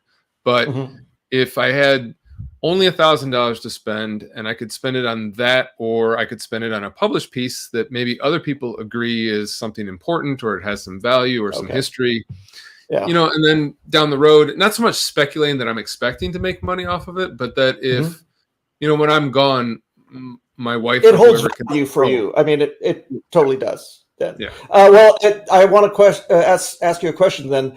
So let's say artist John is only a digital artist, but he does onboard commissions. He will do an onboard commission, and that $1,000 is either for a one-off print or $1,000 for a commission. Obviously, I know where you're going to veer through, but I want to hear from you. Would you go for the commission or what? The commission in that case, yeah. I mean, I definitely want pencil on paper if I can have it. Yeah. For sure. I just want you to know. I thought you might, in case you didn't catch it. Hart, Marcus wants you to know that he has pared down his fountain pen collection to 0. Oh, well done, Marcus. The next thing that I'm going to pare down is my dildo collection. Jesus. This is why it's not a PG. This is an R-rated show. When I come, it's an R-rated show. It's not after 10. Oh, it is somewhere after 10. No, that's okay, Jason. When I have to schedule an episode, it always asks, "Is this content for kids?" I always put no. So they shouldn't be watching anyway. So I just got to. Because Marcus is in the chat. You know that he's going to egg me on, and I'm going to egg him on. I mean, just imagine if Marcus was here in person. Marcus, I would love to see you in person, and we could chat. And you could do your rhymes, and I could try to make these uncomfortable statements about whatever. That'd be awesome. And then you'd see Ruben and Jason's face on screen going, "Beat red." Yeah, right. And they would walk away. Yeah. John C., what do you mean you're going to catch on Rewind? Seems like a good show. Of course it's a good show. It's always a good show. John C. is my guest next week, everybody, for a show and tell. So please come back to see that. Or don't, since he can't be bothered to make it tonight. Is he part of 4C? Huh? Is he part of 4C? No, I'm just kidding. He's the John C. 4C. God, I'm sucking tonight.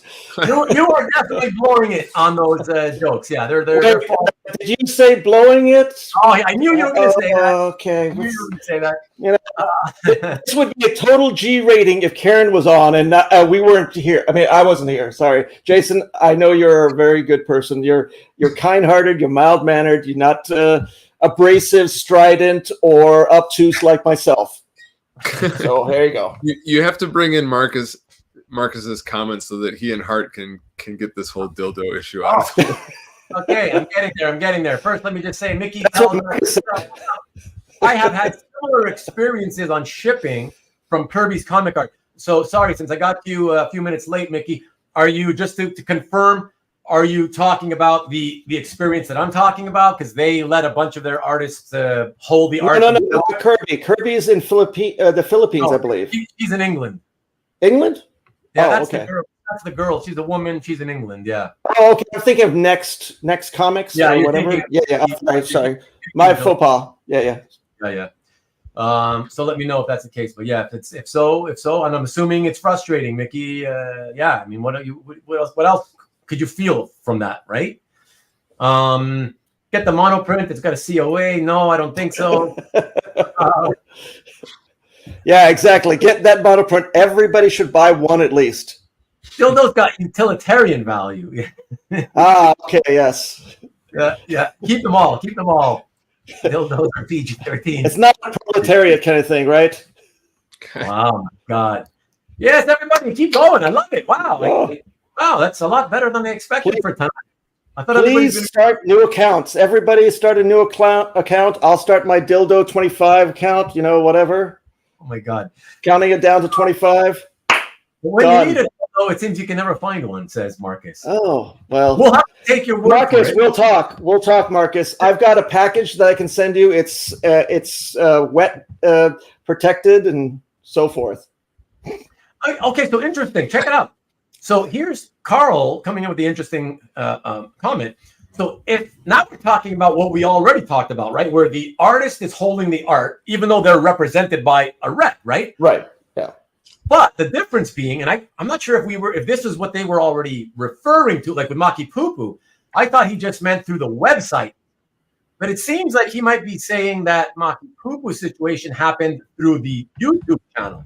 Because he's saying if the rep hosting the live sale, meaning YouTube or Facebook, whatever, yeah, has no leverage over the artist to actually get them to ship, then they shouldn't be hosting that artist on the live show. I agree. Right. Yeah, absolutely, true. Absolutely. It's exactly, absolutely. It's ridiculous. They should hold money, right? Well, at least exactly do that. At the very least. You make sure that your artist who insists on holding the art and that you're okay with that, tell them, okay, this is the deal though. The second I tell you, I've received payment, Joe, you pack it and ship it ASAP. And it better not be more than a couple of days or whatever. You know what I mean? At the very least you should do. Ian Jewish Dragons mentioned something. Huh? Oh, sorry. Just keep finishing off. No, I was going to say, and then only after the artist has given you the tracking number to prove that the page is on its way, right? Only then do you agree that you will send the artist the money that you owe them, whatever. Mm-hmm. That's it. So that's that. And Mickey's confirming from earlier. Yes, thank you, Mickey. So. Yeah, it sucks. Yeah, that's what I mentioned. It's a she, yeah, for sure. Sorry, go ahead and say what you wanted to say. Ian Jewish Dragons up a little further up than where you're at says my issue is that I would like to select various types of shipping so that the dealer or artist doesn't just select the cheapest, riskiest shipping option. Yes, I posted that earlier, but I didn't see that. Yeah, we were talking, so we couldn't talk about it. Too much. I know it's a problem of mine. I think that's been for me historically primarily been an eBay seller problem. It's not a problem anymore since I don't go to eBay anymore. But that was the thing back in the day that used to piss me off the most, or not piss me off, but it would scare me. I would have so much fear when I would see the eBay seller, whatever, check out the art, and then I'm like, oh, okay, cool. Does he ship to Canada? Yeah, okay, cool. How much is he charging? And I see that in the U.S. his shipping price is like $5.95. I'm like, oh my God! Rolled it up in a tube. No, I'm not thinking a tube, but I'm thinking he's going to take a flattened priority box, right? Flip the unbagged page into the flattened priority box, seal the two ends, and drop it in the mail. And it's like, oh my God! I had an eBay seller years ago, in the very beginning of eBay, send it to me in a bubble envelope. Jeez. Oh yeah, I've heard of that. No cardboard, no nothing. Just send it to me. It was a V by the time it showed up. Right. Yeah. No insurance, no nothing. That's what I'm saying. That's when you see anybody charging a ridiculously low shipping fee, you should not be thinking, oh yeah, finally somebody with cheap shipping. No, you should be terrified that guy does not know how to ship and pack and ship artwork. So that's the takeaway there. I shipped out stuff during our show, right? After our show, right? And I hope that everybody was very happy with it.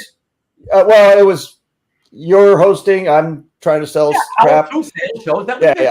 Yeah. So I never got anybody coming back at me saying, "Hey, this came like really badly. It was all broken up and all that," because you instructed me how to put it together, and I did it to your specifications. And not exactly to my specifications. Well, okay, I could nitpick about how you put on the second layer of the box tape. Oh yes, I know.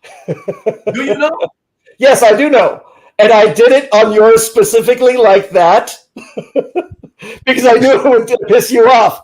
It would nitpick you. I did it on purpose. I was going to tell you this the other day, but I forgot about it. Okay, I just want to show everybody so you know. Show it. Because it's not clean. A collector named Youssef reached out to me. I've been seeing him on CAF, and he reached out to me on Instagram a few days ago, but I just noticed it today. Privately, he sent me a message. He wanted to know, hey, I just watched your episode with where you unboxed that shadow page, the one I got from you, Hart, right? And he said, is there a video anywhere online that shows how you pack, how to create that kind of a?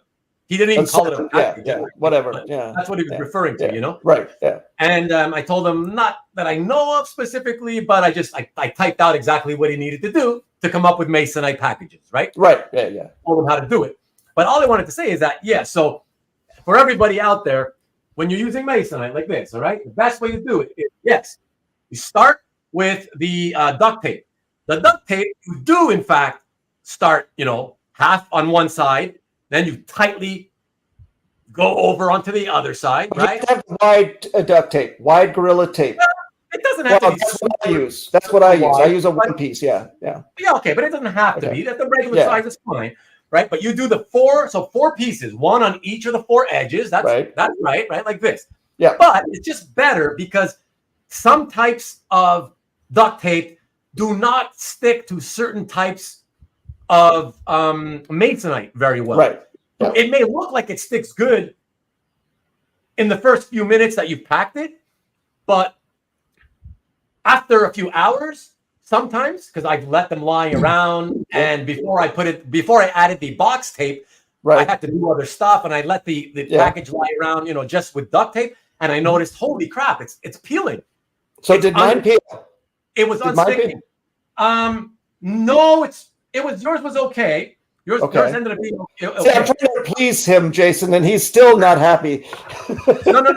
So the issue I just wanted to mention with yours was that, and again, only because of the fact that what we're trying to do is make sure, just because you never know if your duct tape is going to be one of those unsticks, right? Right, unsticky. On its way to the buyer, right? You don't know. Yeah. You want to keep it safe at all times. So that's what the box tape is for. And so what you did, though, is you then took the box tape and applied it the exact same way. You put it on one side and you stretched it over like that. Right. The problem with that is if this duct tape was the kind that will eventually it should overlap. You're saying it should overlap. Okay, I got you now. Right. Right. The edge of the duct tape is what will start unsticking. Right. So what you want to be doing is you want to be putting your roll of tape of the box tape this way. Right. Okay. Right, around every edge. Everybody, you heard it first here. This is how you do it. By the way, I will add, Masonite has a grooved, a slick side, and then a pitted side that goes on the inside. The slick side adheres to Gorilla Glue better than the pitted side. So you need to understand that, because the pitted side is like little square threads or line threads. And when you put the Gorilla Glue, it has air pockets. And that's where air can go and dry it out, and it will curl up. But on the slick side, it will adhere a lot better. I mean, it's not foolproof, but it's a better version. Okay. Good to know. There we go. Anyway, he said Inky Knuckles ships the same as what I explained, so it's a Canadian thing apparently. I don't know. I think it's just a safety thing, and it's a good thing. What is that boot anyway? Anthony's packages are the cheapest way to go and easiest. I don't know what that means. Are you saying that's good or bad? I don't know. I don't know. I use Band-Aids, then a string. Nice. Open it. That is an open package. It's an empty package. What kind of rap is Ruben if he didn't know how Hart ships? But I did know. I'm the one who told him how he should probably ship. And I've been shipping for years, and I'm an anal person too, in more ways than one, right, Marcus? Anyway, Ian says something that he goes, Hart's shipping was terrific. It took me 10 minutes to break through all that duct tape.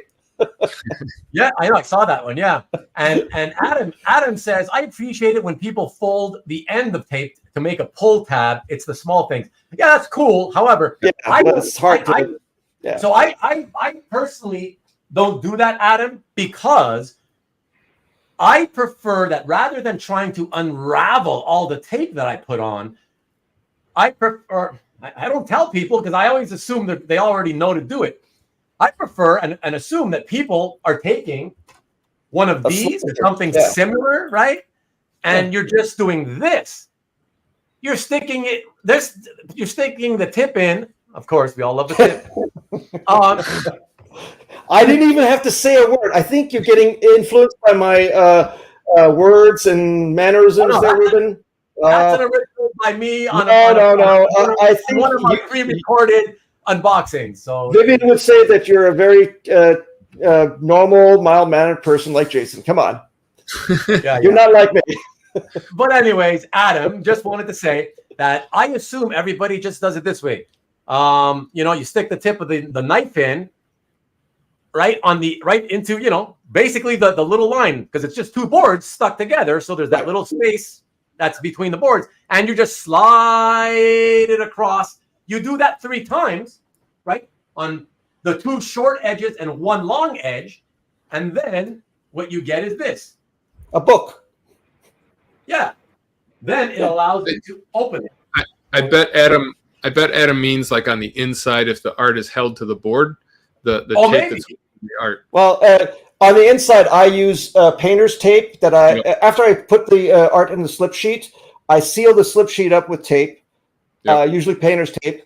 And then I will take small bits of painter's tape and apply it to the top and the bottom of the short ends. Because if I do all 4 ends, people have problems pulling all 4 off. So they can get their hand behind the short ends better. But, Rick, really? 20% tip suggested. I don't tip if it's art to go. Nice. Mucky Poo Poo is letting us know, by the way, that unfortunately they paid the artist before the artist even shipped. I mean, that's like again, if you don't, how do you not have the agreement? Guys, I got to bail out. I know. Right. I was just gonna say that. Yeah, it's a few minutes past the hour. No. We've got a tornado warning, so I gotta go. See ya. Oh, okay. Bye. Be safe. Thank you. See ya. Bye. Hart, we just have an earthquake warning. I'm gonna go. See ya.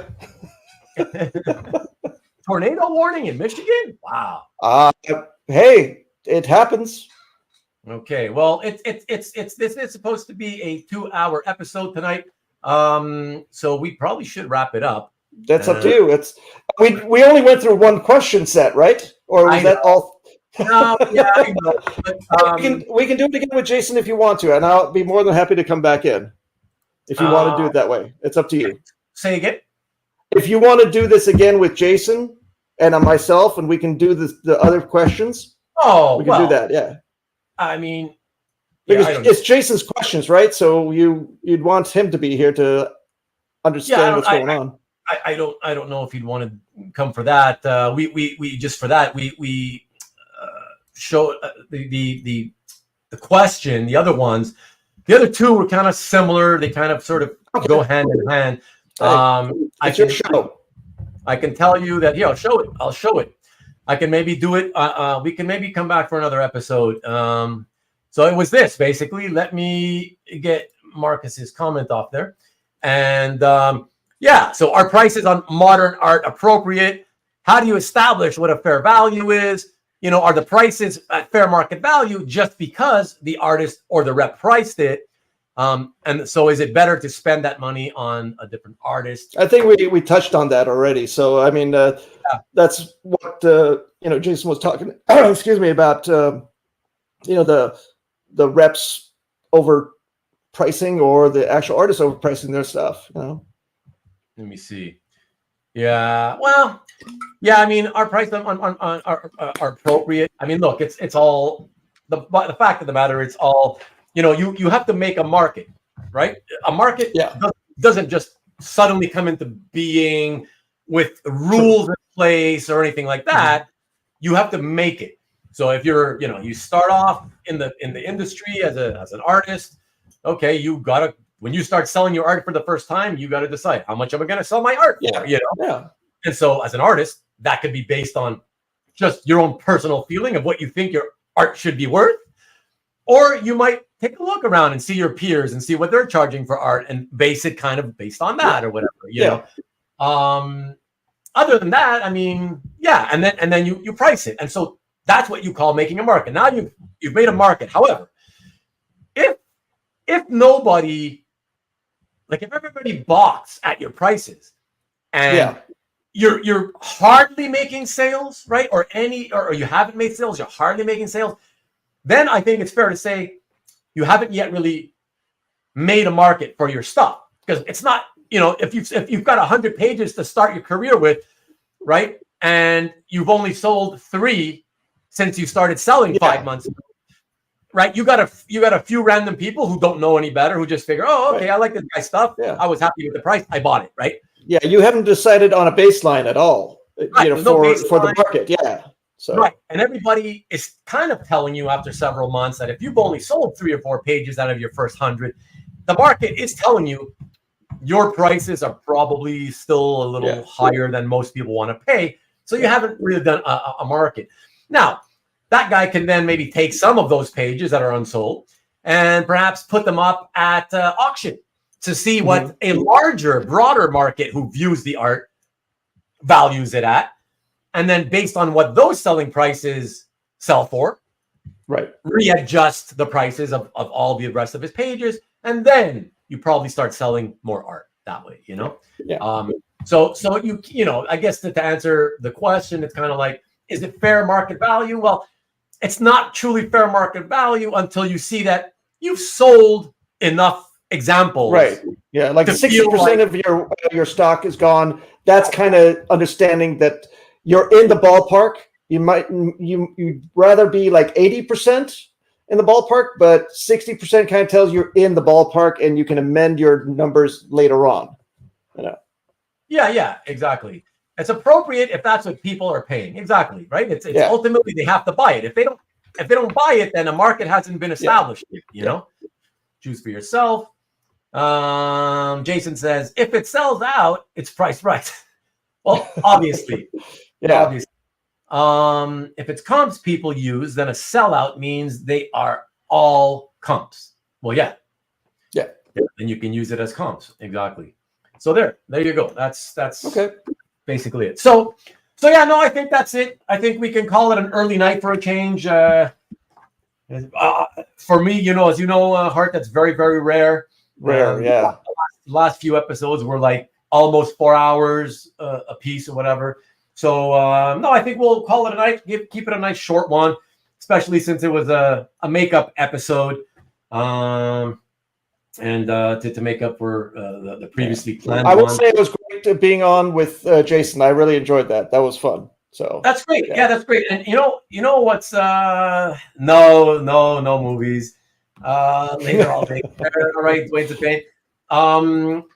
We should probably do something like this again, because it's too bad that this was unplanned the way it happened. I mean, it still went fine. I'm happy, but I kind of always, for a long time, I've been thinking that you, me, and Jason should do an episode of some kind together, particularly because you both are the guys who often have bailed me out when I needed a last minute sort of or wanted a last minute guest. You know, you two are the guys who have done more appearances with me and co-hosting gigs than anybody else by far. So I was like, shit, we should do one where both of you are on the same with me at the same time. So I'm happy we got to do it. So maybe we should do it again. You know, a planned one though, right? Yeah. But Carl says, in that case, Maki Poo Poo, sorry, you have to bail for a minute. That is on 4C. Of course it is. They, unfortunately, but fairly, should take the hit if you need to get a refund. Well, I would hope that happens if he never comes through. But Tex has been around a long time. He'll come through. I can't imagine that he's going to become a complete deadbeat. Right. You know what I mean? Yeah. There's no way. He'll come through. It's just that it's whatever. It'll be one of those situations where it took a long time, and it'll be a bad memory for you, Maki Poo Poo, unfortunately, you know? Yeah. It'll be a bad taste in your mouth for sure. Yeah. Thank you, Jewish Dragon. Thanks, Ian. Have a nice evening. Same to you. Oh, and everybody come back next week just to show you that we're going to have, again, John. Those of you know John C.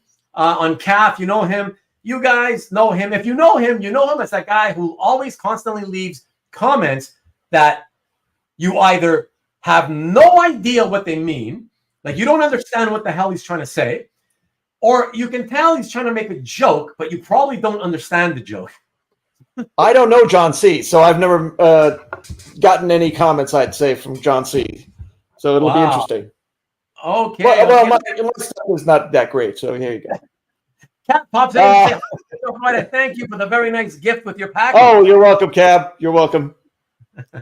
Hope you enjoyed it.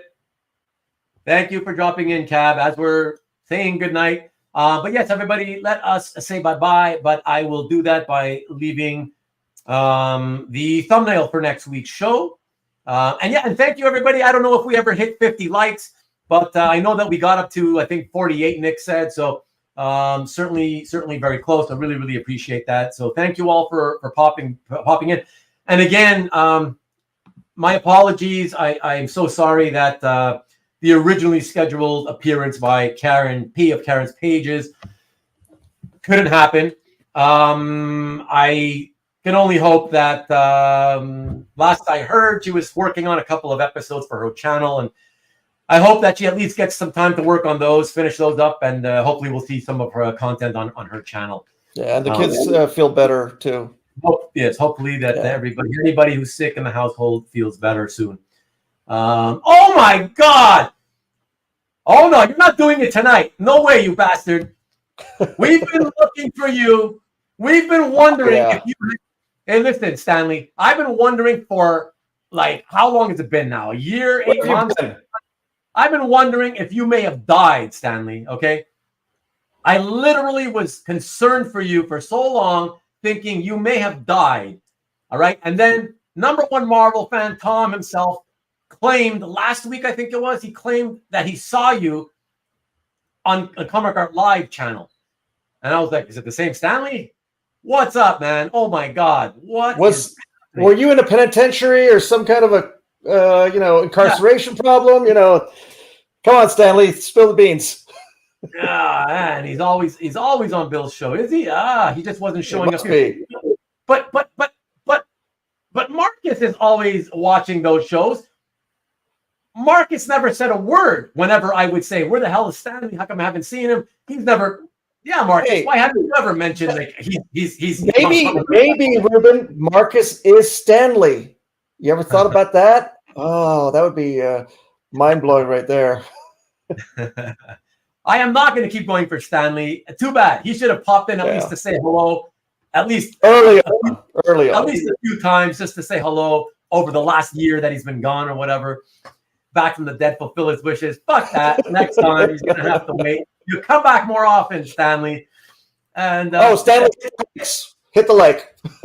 My work changed my schedule. He says I've seen every show of yours on Real. Have you? Hey man, you could have. If that's true, could you not have at least left a comment under the video, even just to say, "Hey, Ruben, just wanted to let you know I'm still around." Something. Oh my God. Oh my God. You worried, Ruben too much, Stanley.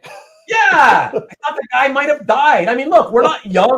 Most of us are not that young anymore. We're getting at that age where things happen, And so, yeah, man, back and healthy. I'm glad. Is that because your work changes schedule again? Are you going to be able to hang out here more often or what? Let us know. Wow, that's pretty cool. He's having a laugh. There you go. Stanley will bring like 40 more viewers to you today at the end. Not dead yet. That's right. And exactly. Leave a comment. Let me know you're alive at least, There's John C. Look at that. Next week's guest. John. Believe it or not, Jason, he was going to have to go at 10 o'clock or whatever, 2 hours in. And 4 minutes after the fact, he said, I'm getting a tornado warning. I got to go. I really got to go. So he's I guess he's hiding under the kitchen table or something, or under the couch, or I don't know. Probably the basement, hopefully. Something more safer than a table. Stanley's out. How often do you have to check in with your parole officers? That's funny. Jason got blown away. Yeah. Hart didn't take it with Boomerang dildo. Jesus, you were here for the dildo talk, weren't you? Oh, look at that. Stanley confirms. I'll be back for every live show. Oh.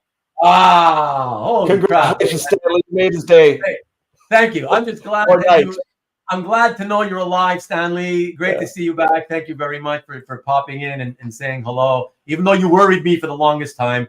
Carl, unfortunately, the amount I paid is quite large in cash. Even for them to absorb it, they won't want to. You never know. I would think, listen, if they don't want to kind of put their business in a shitstorm, because, you could easily spread the word all over the place if they don't fix things for you.